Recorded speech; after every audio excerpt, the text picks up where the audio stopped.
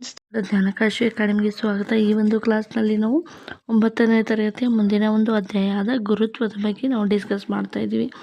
So ಈ ಒಂದು ಗುರುತ್ವ ಚಾಪ್ಟರ್ನ ನಾವು ಡೀಟೇಲಾಗಿ ಡಿಸ್ಕಸ್ ಮಾಡಬೇಕಪ್ಪ ಅಂದರೆ ಹಿಂದಿನ ಒಂದು ಚಾಪ್ಟರ್ನ ನೀವು ಡೀಪಾಗಿ ಡಿಸ್ಕಸ್ ಮಾಡಿರಬೇಕು. ಆ ಒಂದು ವಿಡಿಯೋನ ನಮ್ಮ ಚಾನಲ್ ಪ್ಲೇಲಿಸ್ಟ್ಗೆ ಹೋಗಿ ನೀವು ಚೆಕ್ ಮಾಡಿ ನೋಡ್ಬೋದು. ಯಾವುದಪ್ಪ ಅಂದರೆ ಬಲ ಮತ್ತು ಚಲನೆಯ ನಿಯಮಗಳಿಗೆ ಸಂಬಂಧಿಸಿದಾಗೆ ಆ ಒಂದು ಚಲನೆಯ ನಿಯಮಗಳಿಗೆ ಸಂಬಂಧಿಸಿದ ಅದರ ಒಂದು ಬೇಸ್ ಮೇಲೇ ಈ ಒಂದು ಚಾಪ್ಟರ್ ಇರೋದರಿಂದ ನಾವು ಇದನ್ನು ಡೀಟೇಲಾಗಿ ಡಿಸ್ಕಸ್ ಮಾಡೋದು ತುಂಬಾ ಇಂಪಾರ್ಟೆಂಟ್ ಆಗಿದೆ.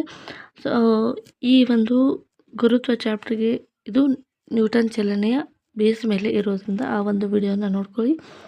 ಈ ಒಂದು ಚಾನಲ್ಗೆ ನೀವೇನಾದರೂ ಹೊಸಬರಾಗಿದ್ದರೆ ಇನ್ನೂವರೆಗೂ ಸಬ್ಸ್ಕ್ರೈಬ್ ಆಗದೆ ನೋಡ್ತಾ ಇದ್ದರೆ ದಯವಿಟ್ಟು ಸಬ್ಸ್ಕ್ರೈಬ್ ಮಾಡ್ಕೊಳ್ಳಿ. ಈಗ ಮುಂದಿನ ಒಂದು ಚಾಪ್ಟರ್ನ ಡೀಟೇಲಾಗಿ ಡಿಸ್ಕಸ್ ಮಾಡ್ತಾ ಹೋಗೋಣ. ಗುರುತ್ವದ ಬಗ್ಗೆ ನಿಮಗೆ ಒಂದಿಷ್ಟು ಸಂಕ್ಷಿಪ್ತವಾದ ಮಾಹಿತಿಯನ್ನು ತಿಳಿಸುವಂಥ ಪ್ರಯತ್ನವನ್ನು ಮಾಡ್ತೀವಿ. ಏನಿದು, ಅದರ ಪರಿಚಯ ಏನು, ಯಾವ ರೀತಿಯಾಗಿ ಇದನ್ನು ಡಿಫೈನ್ ಮಾಡಿದರು, ಯಾವುದರ ಬೇಸ್ ಮೇಲಿದೆ. ಮೊದಲನೇದಾಗಿ ಗುರುತ್ವ ಅಂದರೆ ಏನು ಅಂತ ನಾವು ತಿಳ್ಕೋಬೇಕು. ಗುರುತ್ವ ಅಂದರೆ ಏನು ಅಂತಂದರೆ ಒಂದು ವಸ್ತು ಮತ್ತೊಂದು ವಸ್ತುವನ್ನು ತನ್ನತ್ತ ಸೆಳೆಯುವಂಥ ಶಕ್ತಿಗೆ, ಭೂಮಿಯ ಎಲ್ಲ ವಸ್ತುಗಳನ್ನು ತನ್ನತ್ತ ಸೆಳೆಯುವಂಥ ಶಕ್ತಿಯನ್ನು ಗುರುತ್ವ ಶಕ್ತಿ ಅಂತ ಹೇಳಿ ಕರಿತೀವಿ. ಭೂಮಿಗೆ ಗುರುತ್ವ ಶಕ್ತಿ ಇದೆ, ಅದು ನಮ್ಮ ಕಣ್ಣಿಗೆ ಕಾಣೋದಿಲ್ಲ, ಆದರೆ ನಾವು ಏನು ಮಾಡ್ತೀವಿ, ಫೀಲ್ ಮಾಡ್ತೀವಿ. ನಾವು ಒಂದು ಎತ್ತರದ ಪ್ಲೇಸಿಂದ ಕೆಳಗಡೆ ಜಿಗಿದಾಗ ಕೆಳಗಡೆನೇ ಬೀಳುವಂಥದ್ದು, ಮೇಲ್ಗಡೆ ಹೋಗುವಂತಿಲ್ಲ. ಇದು ಭೂಮಿಯಿಂದ ಬಿಟ್ಟು ಮೇಲ್ಗಡೆ ಹೋಗುವಂತಿಲ್ಲ, ಭೂಮಿಯ ಕಡೆಗೇ ವಾಲುವಂಥದ್ದು. ಇದಕ್ಕೆ ಯಾವ ವಸ್ತು, ಒಂದು ವಸ್ತುವು ಇನ್ನೊಂದು ವಸ್ತುವನ್ನು ತನ್ನತ್ತ ಸೆಳೆಯುವಂಥ ಒಂದು ಕ್ರಿಯೆಗೆ ನಾವೇನಂತ ಕರಿತೀವಿ, ಗುರುತ್ವ ಬಲ ಅಂತ ಕರಿತೀವಿ.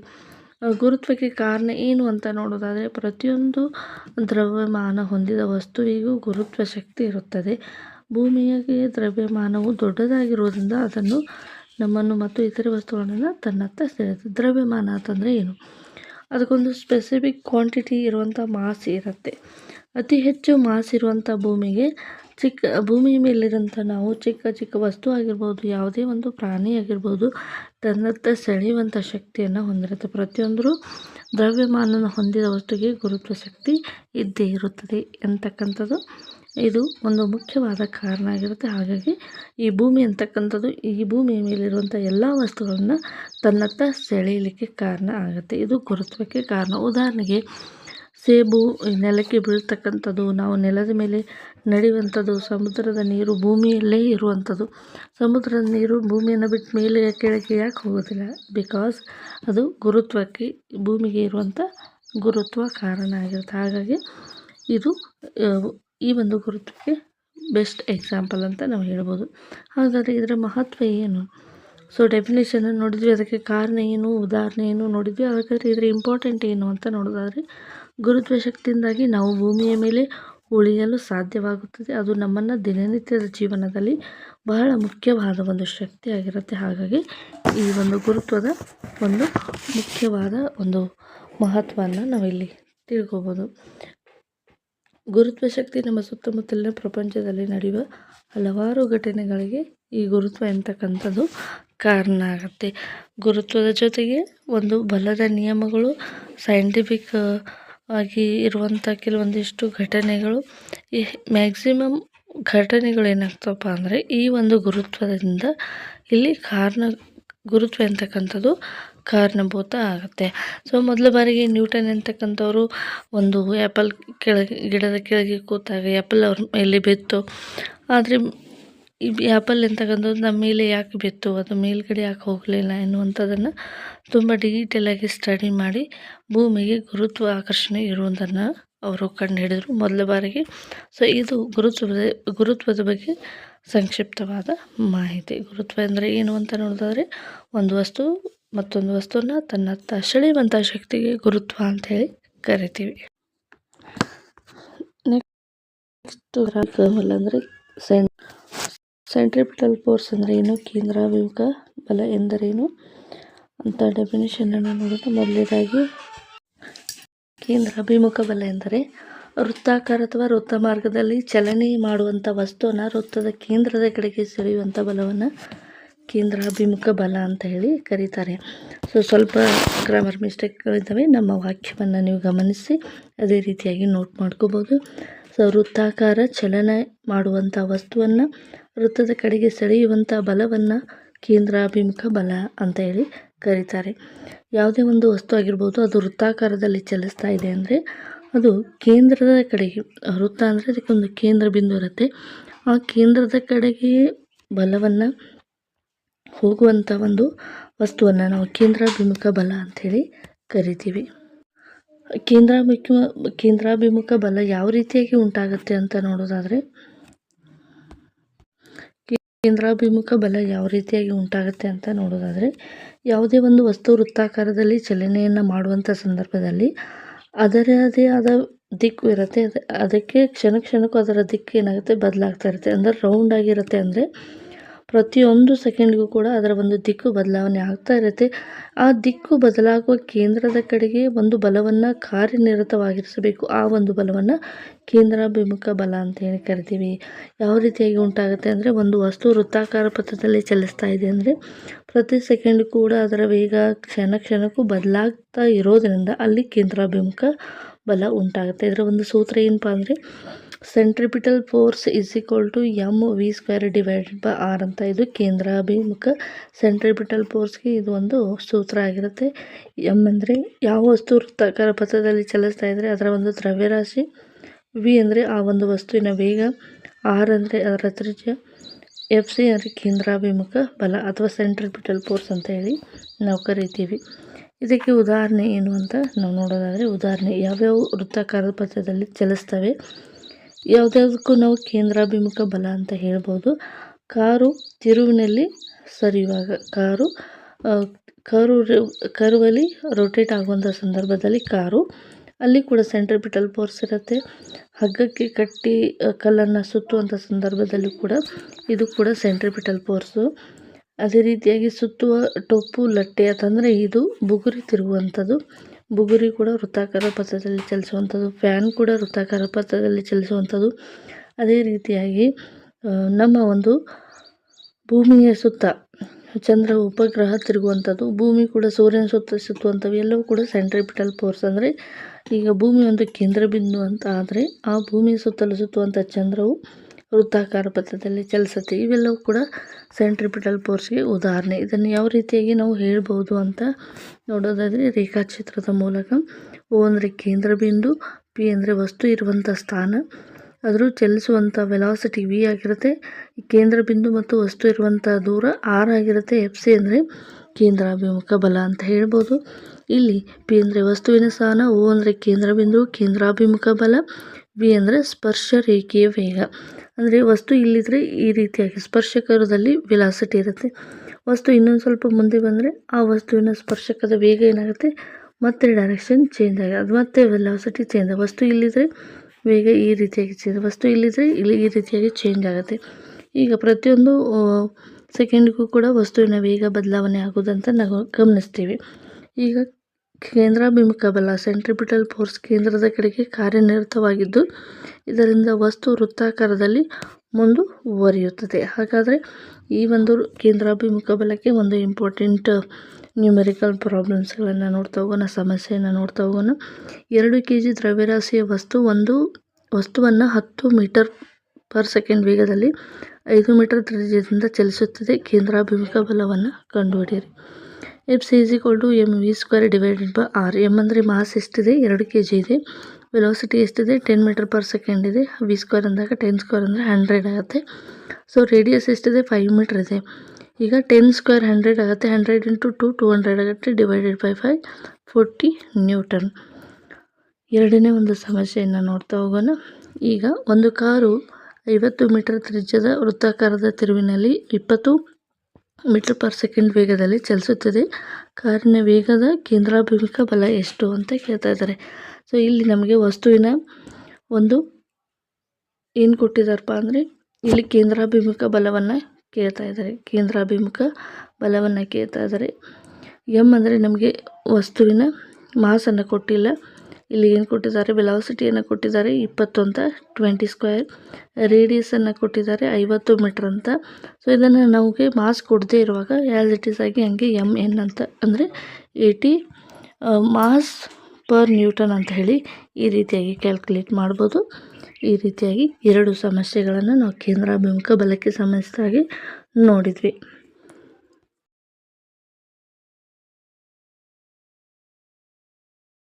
ಈ ಚಾಪ್ಟರ್ ಮುಂದುವರೆದು ಡಿಸ್ಕಸ್ ಮಾಡುವಂಥ ಕಾನ್ಸೆಪ್ಟ್ ಏನಿದೆ ಅಂತಂದರೆ ವಿಶ್ವವ್ಯಾಪಿ ಗುರುತ್ವ ನಿಯಮ, ಯೂನಿವರ್ಸಲ್ ಗ್ರಾವಿಟೇಷನ್ ಲಾ. ಇದರ ಬಗ್ಗೆ ಸಂಪೂರ್ಣ ಮಾಹಿತಿ ನೋಟ್ಸ್ ಇಲ್ಲಿದೆ. ವಿಶ್ವವ್ಯಾಪಿ ಗುರುತ್ವ ನಿಯಮವನ್ನು ಮೊದಲ ಬಾರಿಗೆ 1887ರಲ್ಲಿ ಸರ್ ಐಸಾಕ್ ನ್ಯೂಟನ್ ಎನ್ನುವಂಥವರು ಸೇಬು ಮರದಿಂದ ಬೀಳುವುದನ್ನು ನೋಡಿ ಗುರುತ್ವಾಕರ್ಷಣೆ ಬಗ್ಗೆ ಚಿಂತನೆಯನ್ನು ಮಾಡಿ ಅದರ ಬಗ್ಗೆ ವಿಸ್ತಾರವಾದ ಆಳವಾದ ಅಧ್ಯಯನವನ್ನು ಮಾಡಿ ಈ ಸರಳ ಘಟನೆಯು ಭೌತಶಾಸ್ತ್ರದ ಮಹಾನ್ ಆವಿಷ್ಕಾರಕ್ಕೆ ಇದು ಕಾರಣವಾಯಿತು. ಇದರಿಂದ ಗುರುತ್ವ ನಿಯಮ ಅಲ್ಲಿಂದ ಹುಟ್ಕೊಂತು. ಈ ಗುರುತ್ವ ನಿಯಮದಲ್ಲಿ ಕೂಡ ಪ್ರತಿಯೊಂದು ವಸ್ತುವಿನ ಭೂಮಿಯ ಮೇಲೆ ಇರುವಂಥ ಪ್ರತಿಯೊಂದು ಅಣು ಪರಮಾಣುವಿನಿಂದ ಯೂನಿವರ್ಸ್ವರೆಗೂ ಇದು ಅಪ್ಲೈ ಆಗೋದ್ರಿಂದ ವಿಶ್ವವ್ಯಾಪಿ ಗುರುತ್ವ ನಿಯಮ, ಯೂನಿವರ್ಸಲ್ ಲಾ ಆಫ್ ಗ್ರಾವಿಟೇಷನ್ ಅಂತ ಹೇಳಿ ಕರೆಯಲಾಯಿತು. ಇದನ್ನು 1887ರಲ್ಲಿ ಸರ್ ಐಸಾಕ್ ನ್ಯೂಟನ್ ಅವರು ಇದನ್ನು ಆವಿಷ್ಕಾರ ಮಾಡಿರುವಂಥದ್ದು.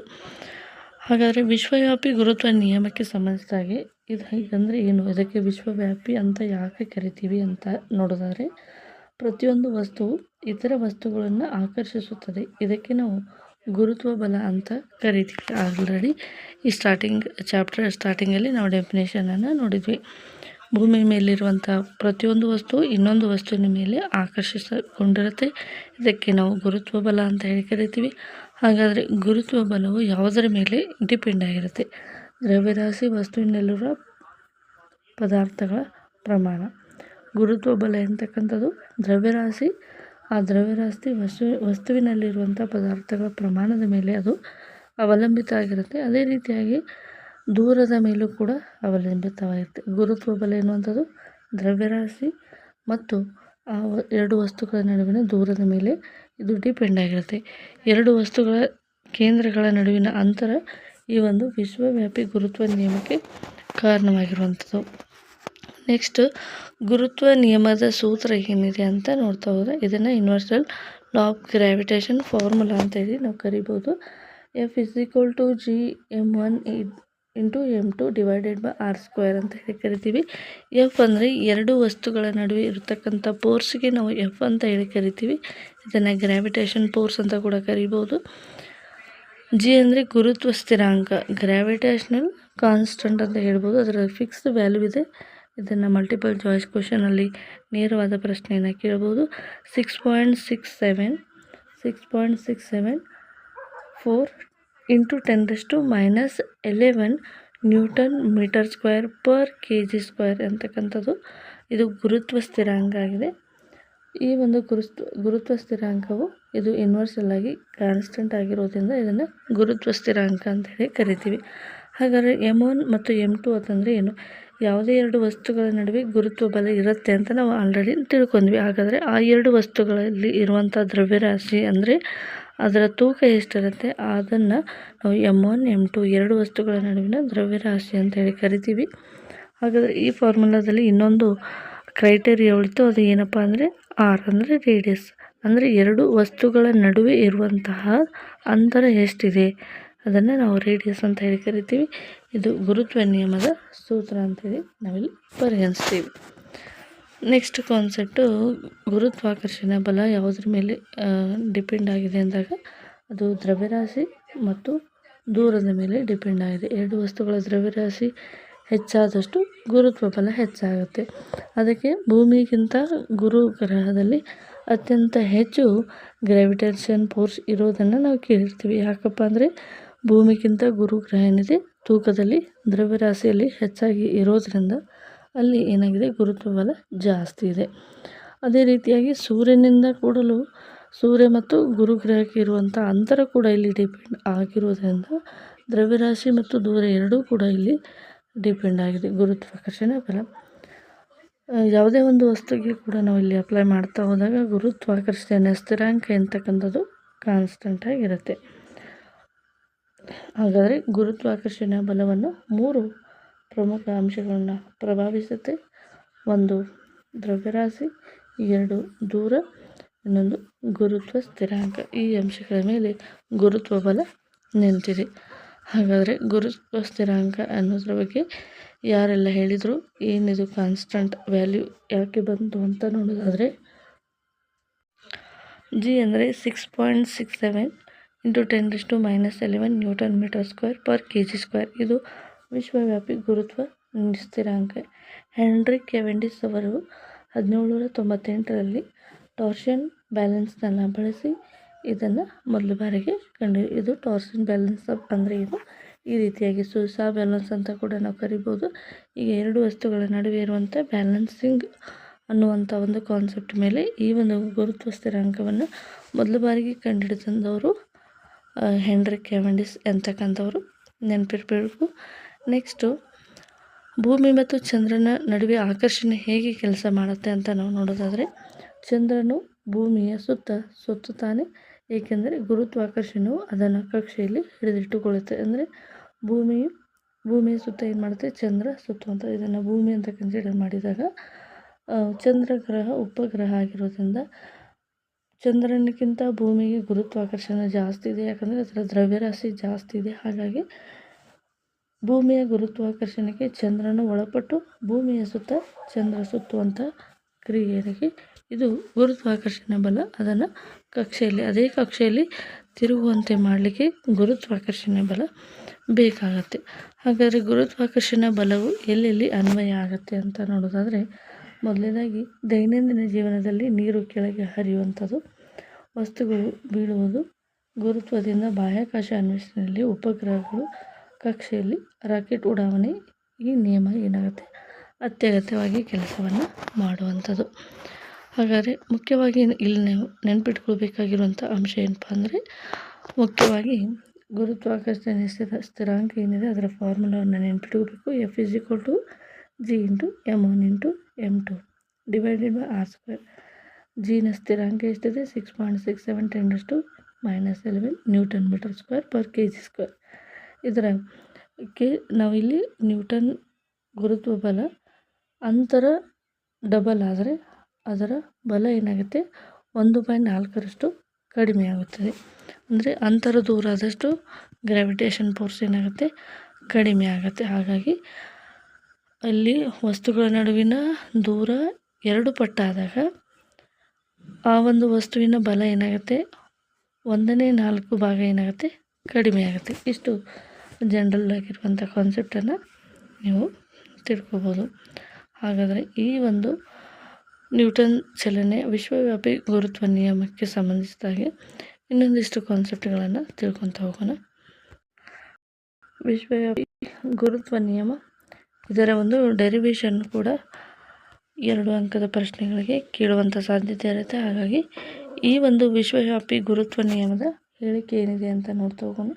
ವಿಶ್ವದೆಲ್ಲೆಡೆ ಇರುವಂಥ ಯಾವುದೇ 2 ವಸ್ತುಗಳ ಮಧ್ಯವಿರುವಂಥ ಗುರುತ್ವ ಬಲವು, ಅದಕ್ಕೆ ನಾವು ಯೂನಿವರ್ಸಲ್ ಲಾ ಆಫ್ ಗ್ರಾವಿಟೇಷನ್ ಅಂತ ಹೇಳಿ ಕರಿತೀವಿ, ಅವುಗಳ ಭಾರಗಳ ಗುಣಾಕಾರಕ್ಕೆ ಸಮಾನುಪಾತದಲ್ಲಿರುತ್ತೆ. ಅಂದರೆ ಯಾವುದೇ ಒಂದು ಗುರುತ್ವ ಬಲ ಎಂತಕ್ಕಂಥದ್ದು 2 ವಸ್ತುಗಳ ನಡುವಿನ ದ್ರವ್ಯರಾಶಿಗೆ ನೇರ ಅನುಪಾತದಲ್ಲಿರುತ್ತೆ.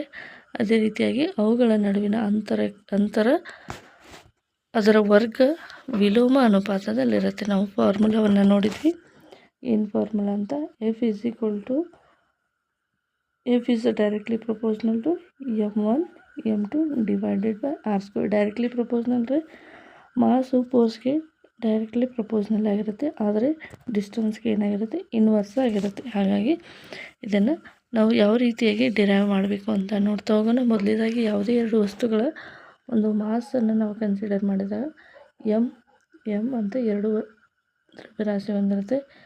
2 ದ್ರವ್ಯರಾಶಿಗಳು ಕೂಡ ವಿಭಿನ್ನವಾದ ಫೋರ್ಸ್ ಕೂಡ ಇರುತ್ತೆ. ಅದೇ ರೀತಿಯಾಗಿ ಅವುಗಳ ನಡುವೆ ಡಿಸ್ಟೆನ್ಸ್ ಕೂಡ ಇರುತ್ತೆ. ಹಾಗಾಗಿ ಯಾವುದೇ ಒಂದು ವಸ್ತುವಿಗೆ ಈಗ ಫೋರ್ಸನ್ನು ಒಂದೊಂದೇ ವಸ್ತುವಿಗೆ ನಾವು ಅಪ್ಲೈ ಮಾಡಿದಾಗ force is directly proportional to M. ಅಂದರೆ ಗುರುತ್ವ ಬಲ ನೇರ ಅನುಪಾತ ಮೊದಲನೇ ಒಂದು ವಸ್ತುವಿನ ದ್ರವ್ಯರಾಶಿ, ಅದೇ ರೀತಿಯಾಗಿ ಗುರುತ್ವ ಬಲ ಎರಡನೇ ದ್ರವ್ಯರಾಶಿಗೂ ಕೂಡ ನೇರ ಅನುಪಾತದಲ್ಲಿರುತ್ತೆ. ಇಲ್ಲಿ ಎರಡೂ ಕಡೆಗೂ ಫೋರ್ಸ್ ಸಾಮಾನ್ಯವಾಗಿ ಇರೋದ್ರಿಂದ F is directly proportional to m/m. ಇದನ್ನು ಇಕ್ವೇಷನ್ ನಂಬರ್ 1 ಅಂತ ಹೇಳಿ ಕರೆಯೋಣ. ನೆಕ್ಸ್ಟ್ ಇಕ್ವೇಷನ್ ನಂಬರ್ 2 ಏನಪ್ಪ ಅಂದರೆ, ಈ 2 ವಸ್ತುಗಳ ನಡುವಿನ ಅಂತರ ಏನಾಗಿರುತ್ತೆ ಇನ್ವರ್ಸ್ ಆಗಿರುತ್ತೆ. ಹಾಗಾಗಿ F is inversely proportional to d². ಇದು ಇಕ್ವೇಷನ್ ನಂಬರ್ 2. ಈಗ ಇಕ್ವೇಷನ್ ನಂಬರ್ 1 ಮತ್ತು 2 ಎರಡನ್ನೂ ಕೂಡ ಕಂಬೈನ್ ಮಾಡಿದಾಗ F is directly proportional to masses and inversely proportional to distance between two object ಅಂತ ಹೇಳಿ ನಾವು ಕಂಬೈನ್ ಮಾಡ್ಬೋದು. ಈಗ ಪ್ರಪೋರ್ಷನಲ್ ಕಾನ್ಸ್ಟೆಂಟನ್ನು ರಿಮೂವ್ ಮಾಡಿದಾಗ ಅಲ್ಲಿ F is equal to gravitational constant ಅಂತ ಬರುತ್ತೆ, M into M divided by R square. ಇದು ಯೂನಿವರ್ಸಲ್ ಗ್ರಾವಿಟೇಷನಲ್ ಒಂದು ಡೆರಿವೇಷನ್ ಆಗುತ್ತೆ. ಹಾಗಾಗಿ ಎಮ್ ಅಂದರೆ ಏನು, ಮೊದಲ ವಸ್ತುವಿನ ಭಾರ. ಅದೇ ರೀತಿಯಾಗಿ ಸ್ಮಾಲ್ ಎಮ್ ಅಂದರೆ ಏನು, ಎರಡನೇ ವಸ್ತುವಿನ ಭಾರ. ಅದೇ ರೀತಿಯಾಗಿ ಡಿ ಅಂದರೆ ಎರಡು ವಸ್ತುಗಳ ನಡುವಿನ ಅಂತರ. ಎಫ್ ಅಂದರೆ ಗುರುತ್ವ ಬಲ ಅಥವಾ ಆಕರ್ಷಣೆ ಬಲ ಅಂತ ಹೇಳಿ ನಾವಿಲ್ಲಿ ಹೇಳ್ಬೋದು. ನೆಕ್ಸ್ಟ್ ಇಲ್ಲಿ ಜಿನ ಮೌಲ್ಯ ಕೂಡ ಕೊಟ್ಟಿದ್ದಾರೆ, 6.67 × 10⁻11 newton metre square per kg². ಹಾಗಾದರೆ ಈ ಒಂದು ಗ್ರಾವಿಟೇಷನಲ್ ಕಾನ್ಸ್ಟೆಂಟಲ್ಲಿ ಮುಖ್ಯವಾಗಿ ನೆನ್ಪಿಟ್ಕೋಬೇಕಾಗಿರುವಂಥ ಕಾನ್ಸೆಪ್ಟ್ಗಳು ಏನು ಅಂತ ನೋಡೋದಾದರೆ, ಗುರುತ್ವ ಬಲವು ಸದಾ ಆಕರ್ಷಣಾತ್ಮಕವಾಗಿರುತ್ತೆ. ಇದು ಎಲ್ಲ ವಸ್ತುಗಳಿಗೂ ಕೂಡ ಅನ್ವಯ ಆಗುತ್ತೆ. ಹಾಗಾಗಿ ಇದನ್ನು ಯೂನಿವರ್ಸಲ್ ಗ್ರಾವಿಟೇಷನ್ ಅಂತ ಹೇಳಿ ಕರಿತೀವಿ. ನಂತರ ಡಿಯನ್ನು ವಸ್ತುಗಳ ಕೇಂದ್ರದಿಂದ ಕೇಂದ್ರಕ್ಕೆ ಅಳೆಯಬೇಕು. ಅಂತರ ಹೆಚ್ಚಾದರೆ ಅದರ ಬೆಲೆ ಏನಾಗುತ್ತೆ, 1/d² ಕಡಿಮೆ ಆಗುತ್ತೆ. ಅವಾಗಲೇ ನಾವು ಡಿಸ್ಕಸ್ ಮಾಡಿದ್ವಿ, 1/4 ಏನಾಗುತ್ತೆ ಅಂತರ ಹೆಚ್ಚಾದರೆ. 2 ಪಟ್ಟು ಹೆಚ್ಚಾದರೆ ಅದು 1/4 ಕಡಿಮೆ ಆಗುತ್ತೆ. 3 ಪಟ್ಟು ಜಾಸ್ತಿ ಆದರೆ 1/9 ಕಡಿಮೆ ಆಗುತ್ತೆ. 4 ಅಂದರೆ 4 ಪಟ್ಟು ಜಾಸ್ತಿ ಆದರೆ 1/16 ಟೈಮ್ ಏನಾಗುತ್ತೆ, ಕಡಿಮೆ ಆಗುತ್ತೆ. ಹೀಗಾಗಿ ನಾವು ಕ್ಯಾಲ್ಕುಲೇಟ್ ಮಾಡ್ತಾ ಜನರಲಾಗಿ ತಿಳ್ಕೊಬೋದು. ಹಾಗಾಗಿ ಇದರ ಇಂಪಾರ್ಟೆಂಟ್ ಫಾರ್ಮುಲಾ ಏನಾಗಿತ್ತು, F is equal to G into M d². ಇದು ಯೂನಿವರ್ಸಲ್ ಗ್ರಾವಿಟೇಷನಲ್ ಒಂದು ಡೆರಿವೇಷನ್ ಆಗಿತ್ತು. ಈ ಒಂದು ಗ್ರಾವಿಟೇಷನಲ್ ಕಾನ್ಸ್ಟೆಂಟ್ ಲಾ ಏನಿದೆ, ಇದಕ್ಕೆ ಸಂಬಂಧಿಸಿದಾಗೆ ಬರುವಂಥ ಇಂಪಾರ್ಟೆಂಟ್ ಕ್ವಶನ್ಸ್ಗಳು ಏನಿದ್ದಾವೆ ಅಂತ ನೋಡ್ತಾ ಹೋಗೋಣ. ಇದರಲ್ಲಿ ಫಾರ್ಮುಲಾ ಬರುತ್ತೆ. ಇದು 1 ಅಂಕಕ್ಕೆ ಆದರೆ ಈ ರೀತಿಯಾಗಿ ಡೆರಿವೇಷನ್ ನೇರವಾದ ಸ್ಟೇಟ್ಮೆಂಟನ್ನು ಕೇಳ್ಬೋದು. ಅದೇ ರೀತಿಯಾಗಿ ಹೇಳಿಕೆಯನ್ನು ಕೂಡ ಕೇಳ್ಬೋದು. ವಿಶ್ವದಲ್ಲಿರುವ ಯಾವುದೇ ಎರಡು ವಸ್ತುಗಳ ಮಧ್ಯೆ ಇರುವಂಥ ಗುರುತ್ವ ಬಲವು ಅವುಗಳ ಭಾರಗಳ ಗುಣಾಕಾರಕ್ಕೆ ಸಮಾನುಪಾತದಲ್ಲಿರುತ್ತೆ, ಅಥವಾ ದ್ರವ್ಯರಾಶಿಗೆ ಎರಡು ವಸ್ತುಗಳ ಅವುಗಳ ನಡುವಿನ ಗುಣಲಬ್ಧಕ್ಕೆ ನೇರ ಅನುಪಾತದಲ್ಲಿರುತ್ತೆ. ಅವುಗಳ ನಡುವಿನ ಅಂತರದ ವರ್ಗಕ್ಕೆ ಅದು ಏನಾಗಿರುತ್ತೆ, ಸಮಾನುಪಾತದಲ್ಲಿ ಇರುತ್ತೆ. ಇದು ಹೇಳಿಕೆ. ಮೊದಲನೇ ಪ್ರಶ್ನೆಗಳು ಈ ರೀತಿಯಾಗಿದೆ. ನ್ಯೂಮೆರಿಕಲ್ ಕ್ವಶನ್ಸ್ಗಳನ್ನು ಕೂಡ ನಾವು ನೋಡ್ಬೋದು.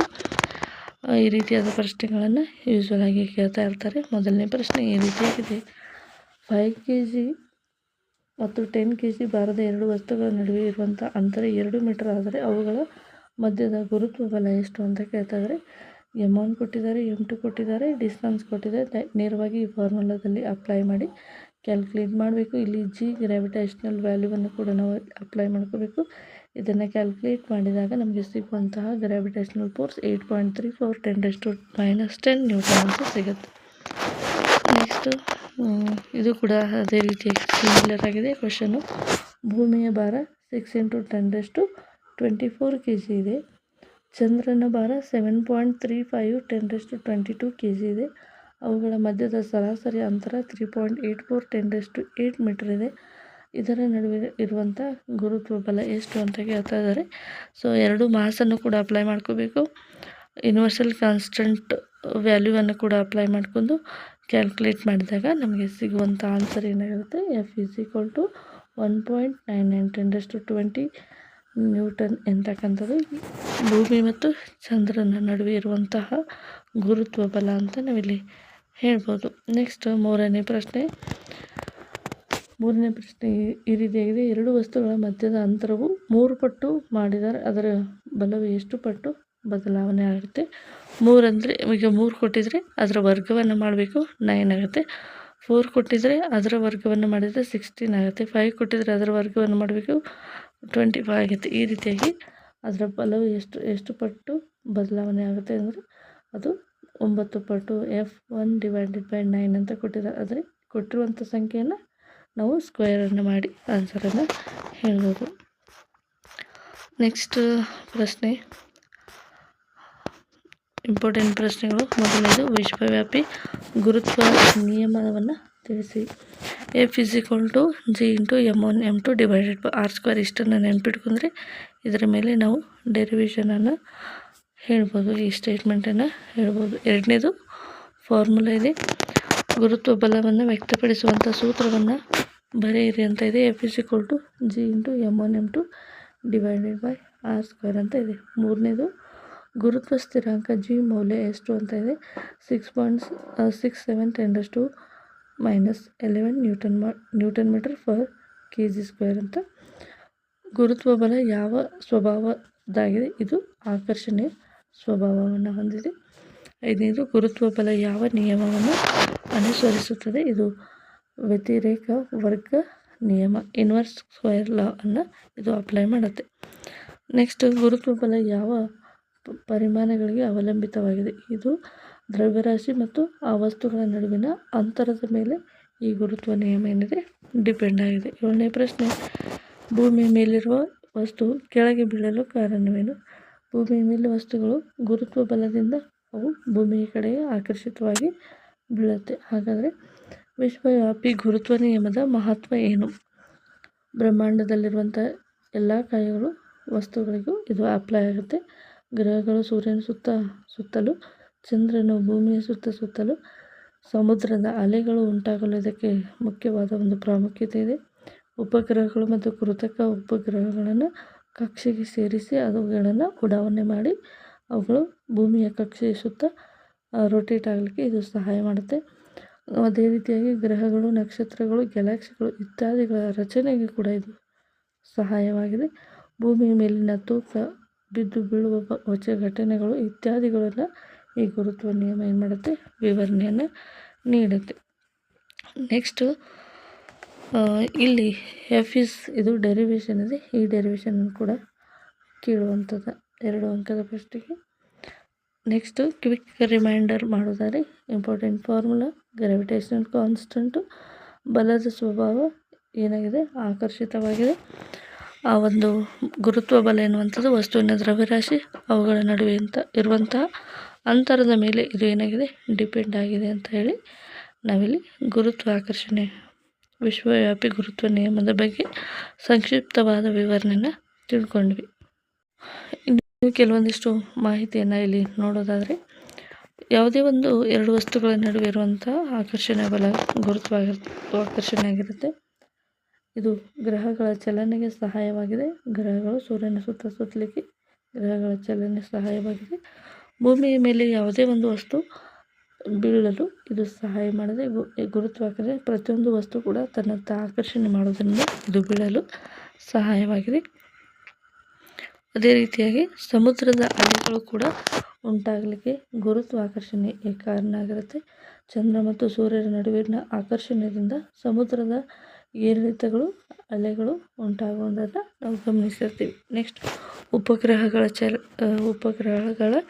ಚಲನೆಗೆ ಇದು ಕಾರಣವಾಗಿದೆ. ಕೃತಕ ಉಪಗ್ರಹಗಳು ಭೂಮಿಯ ಸುತ್ತಲೂ ಗುರುತ್ವ ಬಲದಿಂದ ಇದು ಕಕ್ಷೆಯಲ್ಲಿ ತಿರುಗುತ್ತದೆ. ಅದೇ ರೀತಿಯಾಗಿ ತೂಕ, ಭಾರ ಇವುಗಳ ನಡುವಿನ ವ್ಯತ್ಯಾಸವನ್ನು ತಿಳಿಯಲಿಕ್ಕೆ ನಮಗೆ ಸಹಾಯ ಮಾಡುವಂಥದ್ದು ಈ ಗುರುತ್ವ ನಿಯಮ. ಮತ್ತು ಇದರ ಒಂದು ಮುಖ್ಯವಾಗಿರುವಂಥ ಕಾನ್ಸೆಪ್ಟ್ ಎಲ್ಲಿ ಬಳಕೆಯಾಗುತ್ತೆ ಅಂದರೆ, ಅದು ಖಗೋಳಶಾಸ್ತ್ರದ ಒಂದು ಮಹತ್ವವನ್ನು ತಿಳಿಯಲು ಅದು ಸಹಾಯ ಮಾಡುತ್ತೆ. ಯಾವುದೇ ಒಂದು ನಕ್ಷತ್ರ ಆಗಿರ್ಬೋದು, ಗ್ರಹ, ಗ್ಯಾಲಕ್ಸಿ, ಧೂಮಕೇತು ಇತ್ಯಾದಿಗಳ ಚಲನೆ ಮತ್ತು ಅವುಗಳ ಸಂಪೂರ್ಣ ವಿವರಣೆಯನ್ನು ತಿಳಿಯಲು ಗುರುತ್ವಾಕರ್ಷಣೆ ಹೆಲ್ಪ್ ಆಗುತ್ತೆ. ವಿಶ್ವದ ಏಕೈಕ ನಿಯಮ ಅಂತಂದರೆ, ಅದನ್ನು ಭೂಮಿಯಲ್ಲಿ ಬೀಳುವ ಆ್ಯಪಲ್ನಿಂದ ಹಿಡಿದು ನಕ್ಷತ್ರಗಳವರೆಗೆ ಒಂದೇ ಒಂದು ನಿಯಮ ಅಪ್ಲೈ ಆಗುವಂಥದ್ದು, ಅದು universal law of gravitation. Next ಎಲ್ಲಿ ಯೂಸ್ ಆಗುತ್ತೆ ಅಂದರೆ, ಇಂಜಿನಿಯರಿಂಗ್ ಮತ್ತು ತಂತ್ರಜ್ಞಾನದಲ್ಲಿ ಕೂಡ ಇದು ಉಪಯೋಗ ಆಗುತ್ತೆ. ಉಪಗ್ರಹಗಳನ್ನು ರೆಡಿ ಮಾಡಲಿಕ್ಕೆ, ರಾಕೆಟ್ ಉಡಾವಣೆ, ಬಾಹ್ಯಾಕಾಶ ಕಾರ್ಯಗಳಿಗೆ ಈ ಒಂದು ಗುರುತ್ವ ನಿಯಮದ ಮೇಲೆ ಕ್ಯಾಲ್ಕುಲೇಟ್ ಮಾಡಿ ಅದನ್ನು ಯಾವ ಕಕ್ಷೆಯಲ್ಲಿ ಎಷ್ಟು ಸ್ಪೀಡಿಗೆ ಹೋಗಬೇಕು, ಯಾವ ಕಕ್ಷೆಯಲ್ಲಿ ಇರಬೇಕು ಎಂಬುದನ್ನು ಡೀಟೇಲಾಗಿ ಸ್ಟಡಿ ಮಾಡಿ ಗ್ರಾವಿಟೇಷನ್ ಬಗ್ಗೆ ಈ ಒಂದು ಸ್ಯಾಟಲೈಟ್ಗಳನ್ನು ಲಾಂಚ್ ಮಾಡುವಂಥ ಕೆಲಸ ನಡೆಯುತ್ತೆ. ನೆಕ್ಸ್ಟು ಭೂಮಿಯ ಆಕೃತಿ, ಜ್ವಾಲಾಮುಖಿ, ಭೂಕಂಪ, ಸಮುದ್ರದ ಏರಿಳಿತಗಳು ಇತ್ಯಾದಿಗಳನ್ನು ವಿವರಿಸಲು ಇದು ಏನಾಗುತ್ತೆ, ಸಹಾಯವನ್ನು ಮಾಡುತ್ತೆ. ಇಷ್ಟು ನಾವು ವಿಶ್ವವ್ಯಾಪಿ ಗುರುತ್ವದ ಬಗ್ಗೆ ಡೀಟೇಲಾಗಿ ಡಿಸ್ಕಸ್ ಮಾಡಿದ್ವಿ. ನೆಕ್ಸ್ಟ್ ಮುಂದಿನ ಒಂದು ಕಾನ್ಸೆಪ್ಟನ್ನು ನೋಡ್ತಾ ಹೋಗೋಣ. ಮುಂದಿನ ಒಂದು ಕಾನ್ಸೆಪ್ಟ್ ಏನಪ್ಪ ಅಂದರೆ ಮುಕ್ತ ಪತನ ಅಥವಾ ಸ್ವತಂತ್ರ ಪತನ ಅಂತೇಳಿ ಕರಿತೀವಿ.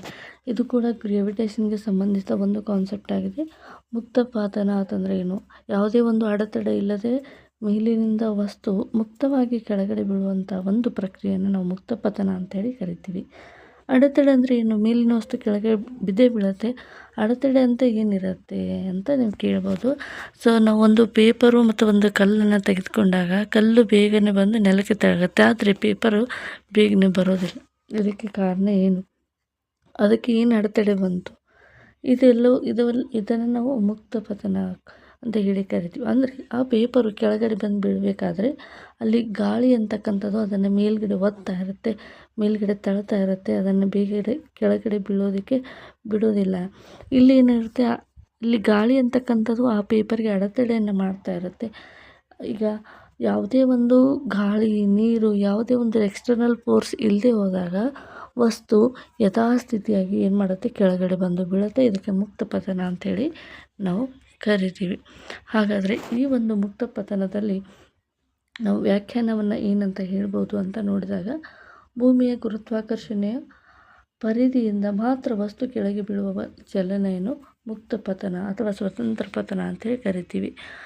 ಗುರುತ್ವಾಕರ್ಷಣೆಯ ಪರಿಧಿಯಿಂದ ಮಾತ್ರ ವಸ್ತು ಕೆಳಗೆ ಬೀಳುವಂಥ ಚಲನೆಯನ್ನು, ಅಂದರೆ ಈಗ ಗುರುತ್ವಾಕರ್ಷಣೆ ಇಲ್ಲದೆ ಹೋದಾಗ ಗುರುತ್ವಾಕರ್ಷಣೆ ಇದ್ದು ವಸ್ತುಗಳು ನೇರವಾಗಿ ಕೆಳಗಡೆ ಬಿದ್ದು ಯಾವುದೇ ಒಂದು ಅಡೆತಡೆ ಇಲ್ಲದೆ ಸ್ವತಂತ್ರವಾಗಿ ವಸ್ತು ಕೆಳಗಡೆ ಬೀಳೋದಕ್ಕೆ ಮುಕ್ತ ಪತನ ಅಥವಾ ಸ್ವತಂತ್ರ ಪತನ ಅಂತ ಹೇಳಿ ಕರಿತೀವಿ. ಇಲ್ಲಿ ಗಾಳಿ ಪ್ರತಿರೋಧವನ್ನು ಪರಿಗಣಿಸೋದಿಲ್ಲ. ಸಪೋಸ್ ಅಂದರೆ ಈಗ ನೀವು ಪೇಪರು ಒಂದು ಕಲ್ಲನ್ನು ಎಟ್ ಎ ಟೈಮ್ ಮೇಲಿಂದ ಕೆಳಗಡೆ ಬಿಟ್ಟಾಗ ಗಾಳಿ ಇಲ್ಲ ಅಂತ ಅನ್ಕೋಬೇಕಿಲ್ಲಿ. ಗಾಳಿಯನ್ನು ಪರಿಗಣಿಸುವಂತಿಲ್ಲ ಅಂತ ಹೇಳಿ ಹೇಳ್ತಾ ಇದೆ. ಯಾವುದೇ ಒಂದು ಪ್ರತಿರೋಧವನ್ನು ನಾವಿಲ್ಲಿ ಪರಿಗಣಿಸಬಾರದು. ಒಂದು ಪೇಪರು ಒಂದು ಸ್ಟೋನನ್ನು ಯಥಾವತ್ತಾಗಿ ಕೆಳಗಡೆ ಬಿಟ್ಟಾಗ ಎರಡೂ ಕೂಡ ಒಂದೇ ಟೈಮ್ಗೆ ಬಂದು ಬೀಳುತ್ತೆ. ಯಾವಾಗ ಗಾಳಿ ಇಲ್ಲದೆ ಹೋಗಿರುವಂಥ ಸಂದರ್ಭದಲ್ಲಿ ಎರಡೂ ಭಾರವಾದ ವಸ್ತುಗಳು ಎಟ್ ಎ ಟೈಮ್ ಬಂದು ಕೆಳಗಡೆ ಬೀಳುವಂಥ ಒಂದು ಪ್ರಕ್ರಿಯೆಗೆ ನಾವು ಇಲ್ಲಿ ಮುಕ್ತ ಪತನ ಅಂತ ಹೇಳಿ ಕರಿತೀವಿ. ಹಾಗಾದರೆ ಇದರ ಮುಖ್ಯ ಲಕ್ಷಣ ಏನು ಅಂತ ನೋಡ್ತಾ ಹೋಗೋಣ. ವಸ್ತು ಮೇಲೆ ಗುರುತ್ವ ಬಲ ಮಾತ್ರ ಕಾರ್ಯನಿರ್ವಹಿಸುತ್ತೆ. ಇಲ್ಲಿ ಗಾಳಿ, ಯಾವುದೇ ಒಂದು ವಸ್ತುವಿನ ಬಾಹ್ಯ ಪ್ರಯೋಗ ಇಲ್ಲೇನೂ ಯಾವುದು ಕೂಡ ಇಲ್ಲಿ ಅಪ್ಲೈ ಆಗೋದಿಲ್ಲ. ಇಲ್ಲಿ ಓನ್ಲಿ ಗುರುತ್ವ ಬಲ ಮಾತ್ರ ಏನಾಗುತ್ತೆ, ಕಾರ್ಯವನ್ನು ನಿರ್ವಹಿಸುತ್ತೆ. ಹಾಗಾದರೆ ಇದರ ಒಂದು ಎಕ್ಸಲರೇಷನ್ ಎಷ್ಟಿರುತ್ತೆ ಅಂದರೆ 9.8 m/s² ಅಂತ ಇರುತ್ತೆ. ದಿಕ್ಕು ಯಾವಾಗಲೂ ಭೂಮಿಯ ಕೇಂದ್ರದ ಕಡೆಗೆ ಇರುತ್ತೆ. ಭೂಮಿಯ ಮೇಲೆ ಬೀಳ್ತಾರೆ, ಮೇಲ್ಗಡೆ ಹೋಗೋದಿಲ್ಲ, ಸೈಡ್ಗೆ ಹೋಗೋದಿಲ್ಲ, ಎಲ್ಲೂ ಕೂಡ ಹೋಗೋದಿಲ್ಲ. ಯಾವಾಗ ಗಾಳಿ ಅನ್ನುವಂಥ ಪ್ರತಿರೋಧ ಇರಲೇಬಾರ್ದು. ಆ ಒಂದು ಸಂದರ್ಭದಲ್ಲಿ ಮಾತ್ರ ಈ ಲಕ್ಷಣಗಳು ಅಪ್ಲೈ ಆಗುತ್ತೆ. ಮೂರನೇದು, ದಿಕ್ಕು ಯಾವಾಗಲೂ ಭೂಮಿಯ ಕಡೆಗೆ ಇರುತ್ತೆ ಅಂತ ಹೇಳಿದ್ವಿ. ಎಲ್ಲ ವಸ್ತುಗಳು ಒಂದೇ ಜಿನೊಂದಿಗೆ ಬೀಳುತ್ತವೆ. ಅಂದರೆ ಯಾವುದೇ ಒಂದು ಪೇಪರ್ ಬೀಳಿ ಅದಕ್ಕೂ ಕೂಡ 9.8 m/s² ಇರುತ್ತೆ. ಯಾವುದೇ ಒಂದು ಸ್ಟೋನ್ ಬೀಳಿ ಅದಕ್ಕೂ ಕೂಡ 9.8 m/s² ಇರುತ್ತೆ. ಎಲ್ಲ ವಸ್ತುಗಳು ಭೂಮಿ ಮೇಲೆ ಇರುವಂಥ ಪ್ರತಿಯೊಂದು ವಸ್ತುಗೂ ಕೂಡ ಏನಿರುತ್ತೆ ಅಂದರೆ ಒಂದೇ ರೀತಿಯಾದ ಎಕ್ಸಲರೇಷನ್ ಡ್ಯೂ ಟು ಗ್ರಾವಿಟಿ ಇರುತ್ತೆ. ಅದು 9.8 ಆಗಿರುತ್ತೆ. ಹಾಗಾದರೆ ಮುಕ್ತ ಪತನಕ್ಕೆ ಸಂಬಂಧಿಸಿದ ಸಮೀಕರಣ ಏನು? ನಾವು ಲೀನಿಯರ್ ಅಂದರೆ ರೇಖಾತ್ಮಕ ಸಮೀಕರಣಗಳನ್ನು ನೋಡಿದ್ವಿ. ಅಲ್ಲಿ ನಾವು ರೇಖಾತ್ಮಕ ಸಮೀಕರಣದಲ್ಲಿ ಎಕ್ಸಲರೇಷನ್ ಅಂದರೆ ಎ ಅಂತ ತಗೋತೀವಿ.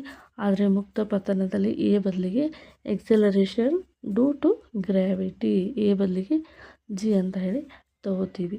v = u + g/at, s = ut + ½ at². ಇಲ್ಲಿ ಎ ತೆಗೆದು ರಿಮೂವ್ ಮಾಡಿ ಏನು ಮಾಡಬೇಕು, ಜಿ ಅಂತ ಕೊಡಬೇಕು. v² = u² + 2gs. ಯು ಅಂದರೆ ಆರಂಭಿಕ ವೇಗ, ವಿ ಅಂದರೆ ಅಂತಿಮ ವೇಗ, ಜಿ ಅಂದರೆ ಗುರುತ್ವ, ಟಿ ಅಂದರೆ ಕಾಲ, ಎಮ್ ಅಂದರೆ ಇದು ಡಿಸ್ಪ್ಲೇಸ್ಮೆಂಟ್, ಸ್ಥಳಾಂತರ ಅಂಥೇಳಿ ಇದನ್ನು ಎಸ್ ಅಲ್ಲಿ ಡಿನೋಟ್ ಮಾಡುವಂಥದ್ದು. ವಸ್ತುಗಳು ಬೀಳೋದಕ್ಕಿಂತ ಮುಂಚೆ ಯಾವುದೇ ಒಂದು ವಸ್ತು ಬೀಳೋದಕ್ಕಿಂತ ಮುಂಚೆ ಇನಿಷಿಯಲ್ ವೆಲಾಸಿಟಿ ಏನಾಗಿರುತ್ತೆ, u = 0 ಆಗಿರುತ್ತೆ. u = 0 ಇದ್ದಾಗ ಈ ಎಲ್ಲ ಟರ್ಮ್ಸಲ್ಲಿ ಯುಗಳಿಗೆ ನಾವು 0 ಅಂತ ಅಪ್ಲೈ ಮಾಡಿದಾಗ ಈ ರೀತಿಯಾದ ಸಮೀಕರಣಗಳು ನಮಗೆ ಸಿಗುತ್ತೆ. ನೆಕ್ಸ್ಟ್, ಇವಾಗ ನಾವು ಯಾವ ರೀತಿಯಾಗಿ ಈ ಒಂದು ಎಕ್ಸಲರೇಷನ್ ಡ್ಯೂ ಟು ಗ್ರಾವಿಟಿಯನ್ನು ನೋಡ್ತೀವಪ್ಪ ಅಂದರೆ, ಇಲ್ಲಿ ಪ್ರಾರಂಭಿಕ ವಸ್ತು ಬೀಳೋದಕ್ಕಿಂತ ಮುಂಚೆ ಸಮಯ 0 ಆಗಿರುತ್ತೆ, ಪ್ರಾರಂಭಿಕ ವೇಗ ಕೂಡ 0 ಆಗಿರುತ್ತೆ. 1 ಸೆಕೆಂಡ್ನ ನಂತರ v = g ಆಗಿರುತ್ತೆ. 2 ಸೆಕೆಂಡ್ ನಂತರ v = 2g ಆಗಿರುತ್ತೆ. V is equal to 3g ಆಗಿರುತ್ತೆ. ಆವಾಗ ಬಂದು ಅದು ಭೂಮಿಗೆ ರೀಚ್ ಆಗುವಂಥದ್ದು. ಜಿ ಇಸ್ ಈಕ್ವಲ್ ಟು 9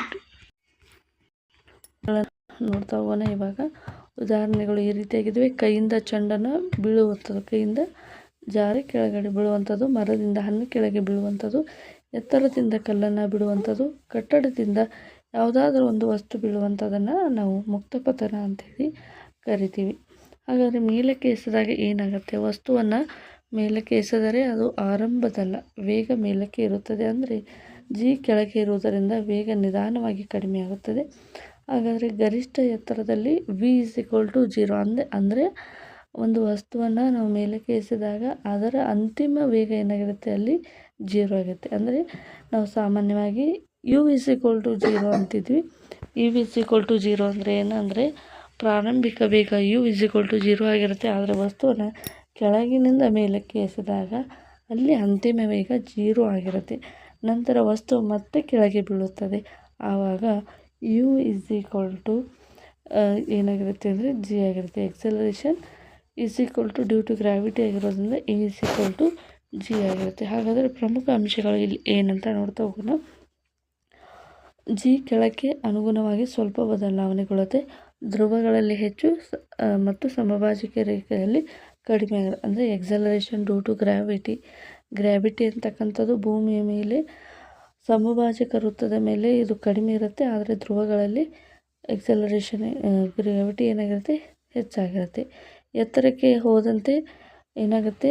ಈ ಒಂದು ಗ್ರಾವಿಟಿ ಕಡಿಮೆ ಆಗುತ್ತೆ. ಅಂದರೆ ಭೂಮಟ್ಟದಿಂದ ಮೇಲುಗಡೆ ಹೋದಂತೆ ಈ ಗ್ರಾವಿಟಿ ಏನಾಗುತ್ತೆ? ಕಡಿಮೆ ಆಗುತ್ತೆ. ಭೂಮಿಯ ಒಳಗೆ ಆಳ ಹೆಚ್ಚಾದಂತೆ ಜಿ ಕಡಿಮೆ ಆಗುತ್ತದೆ. ಅಂದರೆ ಈಗ ಭೂಮಿಯ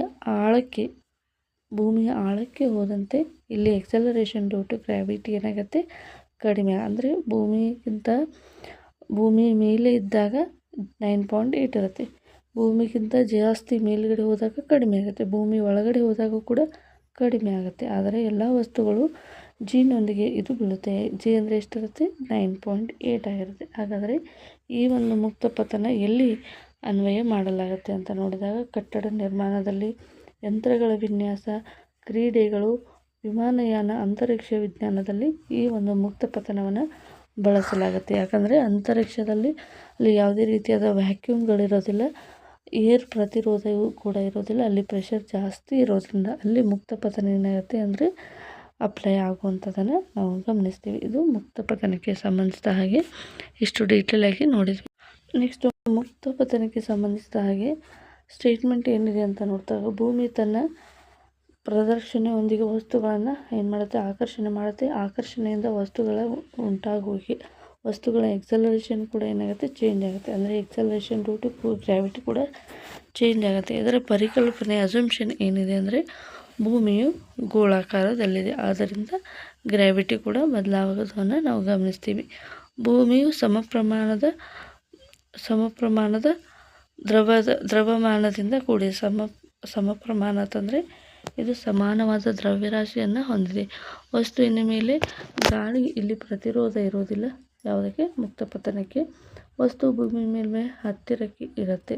ಅಂದರೆ ಭೂಮಿಯ ಮೇಲ್ಮೈನ ಹತ್ತಿರಕ್ಕೆ ಇದೆ ಅಂದರೆ ಯಾವುದೇ ಒಂದು ವಸ್ತು ಅದು ಭೂಮಿಯ ಒಂದು ಡಯಾಮೀಟರ್ಗೆ ಅಪ್ರಾಕ್ಸಿಮೇಟಾಗಿ ರೇಡಿಯಸ್ ಇರುತ್ತೆ ಅಂತ ನಾವಿಲ್ಲಿ ಹೇಳ್ಬೋದು.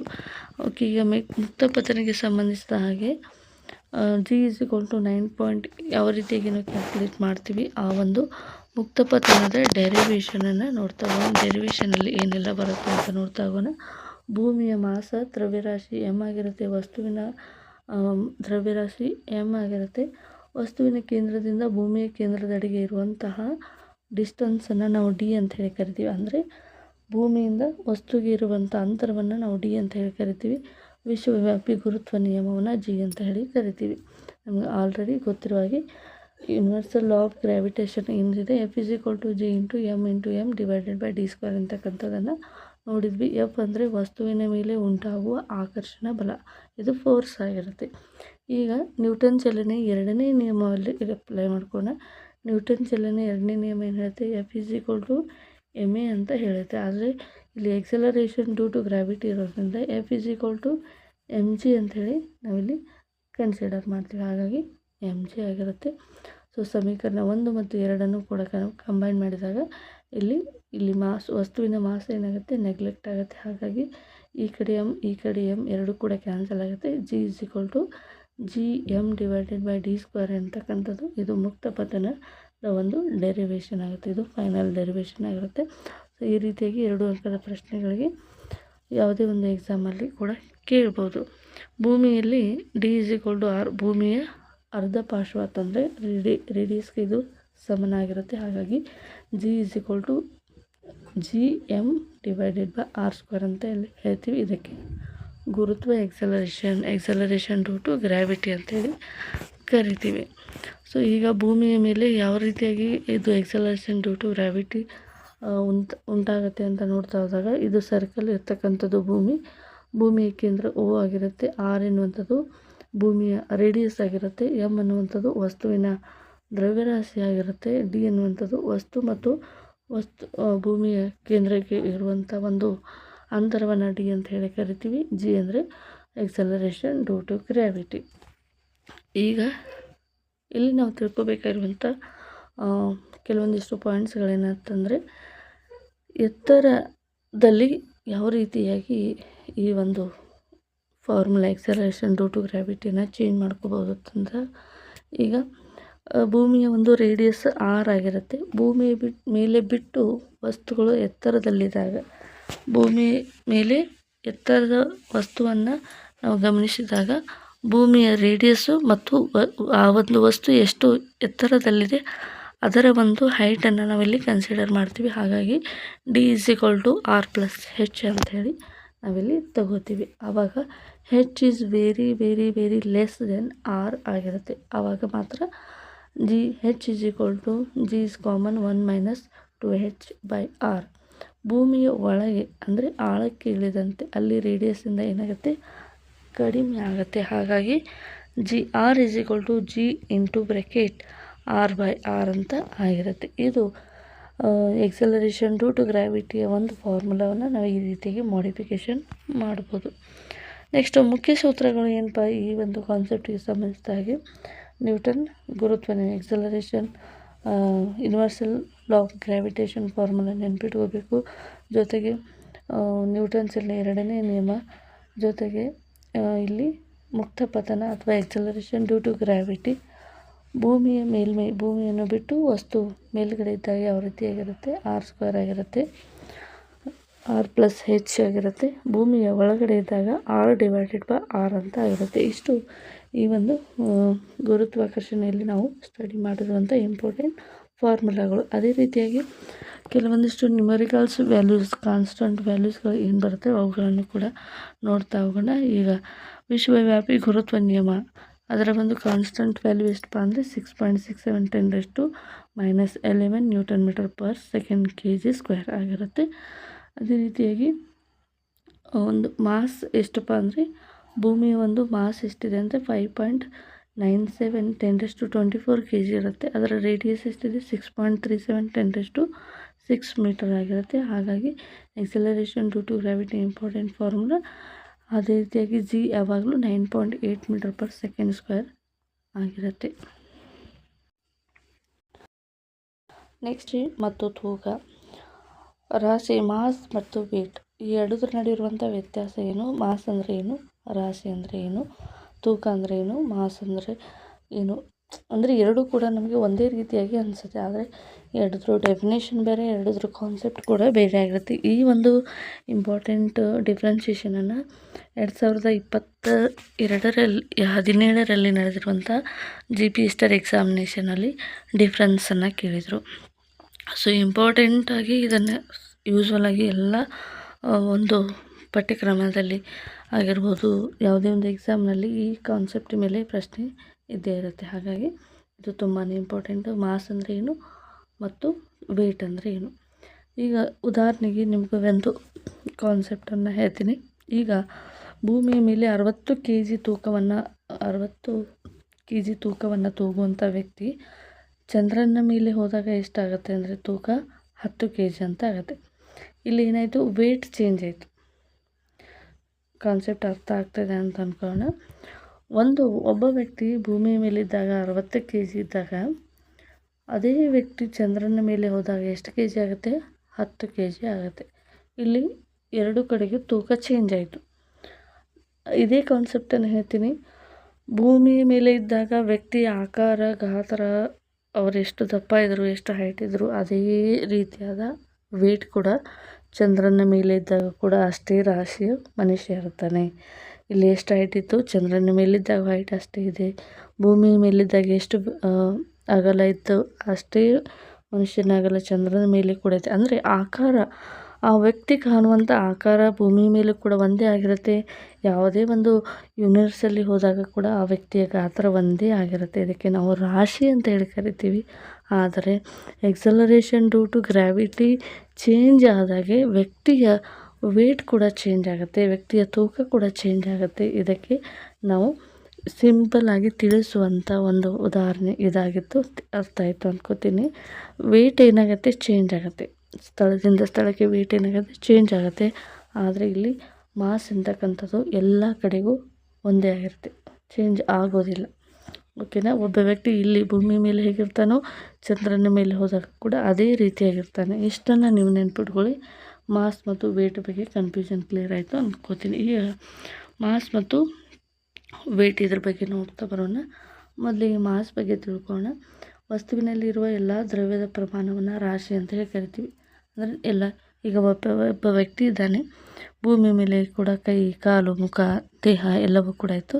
ಚಂದ್ರನ ಮೇಲೆ ಹೋದಾಗ ಕೂಡ ಅದೆಲ್ಲವೂ ಕೂಡ ಇರುತ್ತೆ, ಹೌದಲ್ವ? ಇದು ನಾವು ದ್ರವ್ಯರಾಶಿ ಅಂತ ಹೇಳಿ ಕನ್ಸಿಡರ್ ಮಾಡ್ತೀವಿ. ವಸ್ತುವಿನ ಒಟ್ಟು ದ್ರವ್ಯರಾಶಿಯನ್ನು ನಾವು ರಾಶಿ ಅಂತೇಳಿ ಕರಿತೀವಿ. ಇದರ ಸಂಕೇತ ಎಮ್ ಆಗಿರುತ್ತೆ. ಇದರ ಒಂದು ಏಕೈಕ ಮಾನ ಕೆ ಜಿ ಆಗಿರುತ್ತೆ. ಉಪಕರಣ ಯಾವುದರಿಂದ ಅಳಿತಾರೆ ಅಂದರೆ ಬೀಮ್ ಬ್ಯಾಲೆನ್ಸ್ ಅಂತ ಹೇಳಿ ಕರಿತೀವಿ.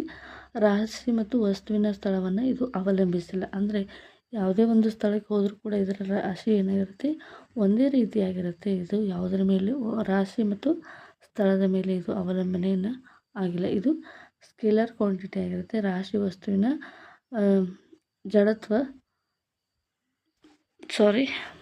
ವಸ್ತುವಿನ ಒತ್ತಡದ ಒಂದು ಮಾಪನ ಆಗಿರುತ್ತೆ. ಹಾಗಾದರೆ ಇದರ ಮುಖ್ಯ ಲಕ್ಷಣ ಏನು ಅಂತ ಹೇಳಿ ನೋಡೋದಾದರೆ, ರಾಶಿ ಯಾವ ಸ್ಥಳದಲ್ಲಾದರೂ ಒಂದೇ ಆಗಿರುತ್ತೆ. ರಾಶಿಯು ಎಂದೂ ಶೂನ್ಯವಾಗುವುದಿಲ್ಲ, ಯಾವಾಗಲೂ ಇದು ಶೂನ್ಯ ಆಗೋದಿಲ್ಲ. ರಾಶಿ ಸೇರ್ಪಡೆ ಆಗುತ್ತೆ. ಅಂದರೆ ಕಲ್ಲು ಪ್ಲಸ್ ಕಲ್ಲು ಎರಡನ್ನೂ ಕೂಡ ನಾವು ಸೇರ್ಪಡೆಯನ್ನು ಮಾಡ್ಬೋದು. ರಾಶಿಯನ್ನು ಅಳೆಯುವಂಥ ಬೀಮ್ ಬ್ಯಾಲೆನ್ಸನ್ನು ಬಳಸ್ತಾರೆ. ಬೀಮ್ ಬ್ಯಾಲೆನ್ಸ್ ಅಂದರೆ ತೂಕ ಮಾಡುವಂಥದ್ದು. ರಾಶಿ ಅಂದರೆ ಈ ಕಡೆ 1 ಕೆ ಜಿ ಅಂತ ಇದ್ದರೆ ಇದಕ್ಕೆ ಅರ್ಧ ಕೆ ಜಿ ಅಂಥೇಳಿ ನಾವು ಇಡ್ಬೋದು. ಇದಕ್ಕೆ ನಾವು ಬೀಮ್ ಬ್ಯಾಲೆನ್ಸ್ ಅಂತ ಹೇಳಿ ಕರಿತೀವಿ. ರಾಶಿ ವಸ್ತುವಿನಲ್ಲಿ ಇರುವಂಥ ಎಲ್ಲ ದ್ರವ್ಯದ ಪ್ರಮಾಣವನ್ನು ನಾವು ರಾಶಿ ಅಂಥೇಳಿ ಕರಿತೀವಿ. ಹಾಗಾದರೆ ಈಗ ತೂಕ ಅಂದರೆ ಏನು ಅಂತ ನೋಡ್ತಾ ಹೋಗೋಣ. ತೂಕ ಅಂದರೆ ಭೂಮಿಯ ಗುರುತ್ವಾಕರ್ಷಣೆಯ ಪರಿಣಾಮವಾಗಿ ವಸ್ತುವಿನ ಮೇಲೆ ಕಾರ್ಯನಿರ್ವಹಿಸಿದಾಗ ಬಲವು, ಅದರ ತೂಕವು ಕೂಡ ಏನಾಗುತ್ತೆ, ಬದಲಾವಣೆ ಆಗುತ್ತೆ. ಇದರ ಸಂಕೇತ ಡಬ್ಲ್ಯೂ, ವೇಟ್ ಅಂತ ಕರಿತೀವಿ. ಹಾಗಾಗಿ ಡಬ್ಲ್ಯೂ. ಇದರ ಏಕೈಕ ಮಾನ ನ್ಯೂಟನ್ ಆಗಿರುತ್ತೆ. ಇದರ ಒಂದು ಉಪಕರಣ ಏನಂದರೆ ಸ್ಪ್ರಿಂಗ್ ಬ್ಯಾಲೆನ್ಸ್ ಅಂತ ಹೇಳಿ ಕರಿತೀವಿ. ತೂಕ ಒಂದು ವೆಕ್ಟರ್ ರಾಶಿಯಾಗಿದೆ. ತೂಕದ ದಿಕ್ಕು ಯಾವಾಗಲೂ ಗುರುತ್ವ ದಿಕ್ಕಿನಲ್ಲಿ ಇರುತ್ತೆ. ತೂಕದ ಮುಖ್ಯ ಲಕ್ಷಣಗಳೇನಪ್ಪ ಅಂದರೆ, ತೂಕವು ಸ್ಥಳವನ್ನು ಅವಲಂಬಿಸಿ ಇದು ಬದಲಾವಣೆ ಆಗುತ್ತೆ. ತೂಕವು ಕೆಲವೊಂದು ಬಾರಿ ಶೂನ್ಯ ಆಗ್ಬೋದು. ಎಲ್ಲಿ ಗ್ರಾವಿಟೇಷನ್ ಇರೋದಿಲ್ಲ ಅಲ್ಲಿ ಜೀರೋ ಗ್ರಾವಿಟೇಷನ್ ತೋರಿಸ್ಬೋದು. ತೂಕ ಸೇರ್ಪಡೆಯಾಗುತ್ತದೆ. ಇದು ಕೂಡ ವೆಕ್ಟರ್ ಕ್ವಾಂಟಿಟಿ. ತೂಕವನ್ನು ಸ್ಪ್ರಿಂಗ್ ಬ್ಯಾಲೆನ್ಸ್ನಿಂದ ಅಳೆಯಲಾಗುತ್ತೆ. ಈ ರೀತಿಯಾಗಿ ತೂಕವನ್ನು ಸ್ಪ್ರಿಂಗ್ ಬ್ಯಾಲೆನ್ಸ್ಗೆ ಹಾಕಿ 2 ಕೆ ಜಿ 3 ಕೆ ಜಿ ಈ ರೀತಿಯಾಗಿ ಬ್ಯಾಲೆನ್ಸ್ ಆಗ್ತಾರೆ. ಸೊ ಇದರ ಒಂದು ಫಾರ್ಮುಲಾ ಏನಂದರೆ W=M ಅಂತ ಕರಿತೀವಿ. ಎಮ್ ಅಂದರೆ ರಾಶಿ, ಜಿ ಅಂದರೆ ಗುರುತ್ವ. ಇದರ ವ್ಯಾಲ್ಯೂ ಎಷ್ಟಿರುತ್ತೆ, 9.8 ಆಗಿರುತ್ತೆ. ಸೊ ಈಗ ರಾಶಿ ಮತ್ತು ತೂಕದ ನಡುವಿನ ವ್ಯತ್ಯಾಸವನ್ನು ಕೇಳ್ತಾರೆ, ವ್ಯಾಖ್ಯಾನವನ್ನು ಕೇಳ್ತಾರೆ. ವಸ್ತು ಇರುವ ದ್ರವ್ಯದ ಪ್ರಮಾಣ ಒಟ್ಟು ರಾಶಿ, ಇದು ಗುರುತ್ವಾಕರ್ಷಣೆ ಬಲದ ಮೇಲೆ ಇದು ಡಿಪೆಂಡ್ ಆಗಿದೆ. ಇದರ ಸಂಕೇತ ಎಮ್, ಇದು ಡಬ್ಲ್ಯೂ, ಇದು ಕೆ ಜಿ, ಇದು ನ್ಯೂಟನ್. ಸ್ಕೇಲರ್ ಕ್ವಾಂಟಿಟಿ, ಇದು ವೆಕ್ಟರ್ ಕ್ವಾಂಟಿಟಿ. ಇದಕ್ಕೆ ಯಾವುದೇ ರೀತಿಯಾದ ದಿಕ್ಕು ಇಲ್ಲ. ಇದು ಗುರುತ್ವದ ದಿಕ್ಕಿನ ಕಡೆಗೆ ಇರೋದ್ರಿಂದ ಇದು ವೆಕ್ಟರ್ ಕ್ವಾಂಟಿಟಿ ಆಗಿದೆ. ಇದನ್ನು ಅಳೆಯುವಂಥ ಉಪಕರಣ ಬೀಮ್ ಬ್ಯಾಲೆನ್ಸ್, ಇದು ಸ್ಪ್ರಿಂಗ್ ಬ್ಯಾಲೆನ್ಸ್ ಅಂತ ಹೇಳ್ಬೋದು. ಇದು ರಾಶಿ ಅಂತಕ್ಕಂಥದ್ದು ಯಾವುದೇ ಒಂದು ಸ್ಥಳವನ್ನು ಅವಲಂಬಿಸಿಲ್ಲ. ತೂಕ ಅಂತಕ್ಕಂಥದ್ದು ಸ್ಥಳವನ್ನು ಅವಲಂಬಿಸಿದೆ. ಇಷ್ಟು ಡಿಫ್ರೆನ್ಸನ್ನು ನೀವು ಬರೀಬೇಕು. ಭೂಮಿಯ ಮೇಲೆ ಇದ್ದಾಗ ಇದು ಎಕ್ಸಲರೇಷನ್ ಡ್ಯೂ ಟು ಗ್ರಾವಿಟಿ ಎಷ್ಟಿರುತ್ತೆ ಅಂದರೆ 9.8 ಇರುತ್ತೆ. ಚಂದ್ರನ ಮೇಲೆ 1.6 ಇರುತ್ತೆ. ಗುರು ಗ್ರಹದ ಮೇಲೆ 24.8 ಮೀಟರ್ ಪರ್ ಸೆಕೆಂಡ್ ಇರುತ್ತೆ. ಅಪ್ರಾಕ್ಸಿಮೇಟಲ್ಲಿ ಜಾಸ್ತಿ ಇರುತ್ತೆ.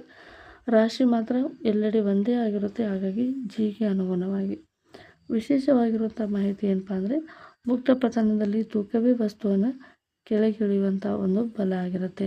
ಇಲ್ಲಿ ಭಾರರಹಿತ ವೇಟ್ಲೆಸ್ನಿಂದ ತೂಕ ಶೂನ್ಯ ಆಗ್ಬೋದು. ಅಂದರೆ ವಸ್ತು ಸ್ಥಳ ಬದಲಾದಂತೆ ವಸ್ತುವಿನ ತೂಕ ಕೂಡ ಬದಲಾಗಬಹುದು. ರಾಶಿಯನ್ನು ದ್ರವ್ಯರಾಶಿ ಅಂತ ಕೂಡ ನಾವು ಕರಿತೀವಿ.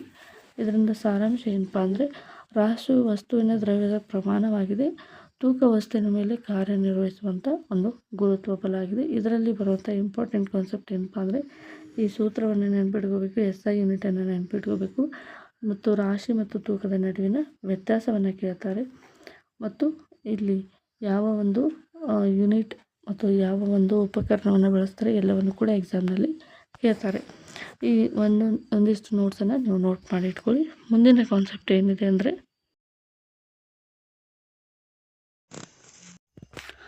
ತೂಕ ಮತ್ತು ರಾಶಿ ಬಗ್ಗೆ ನಾವು ಸಂಪೂರ್ಣವಾಗಿ ಈಗ ಸ್ಟಡಿಯನ್ನು ಮಾಡಿದ್ವಿ. ನಂತರ ಚಂದ್ರನ ಮೇಲೆ ಒಂದು ವಸ್ತುವಿನ ತೂಕ ಯಾವ ರೀತಿಯಾಗಿರುತ್ತೆ ಅಂತ ಹೇಳಿ ನಾವು ಡಿಸ್ಕಸ್ ಮಾಡ್ತಾ ಹೋಗೋಣ.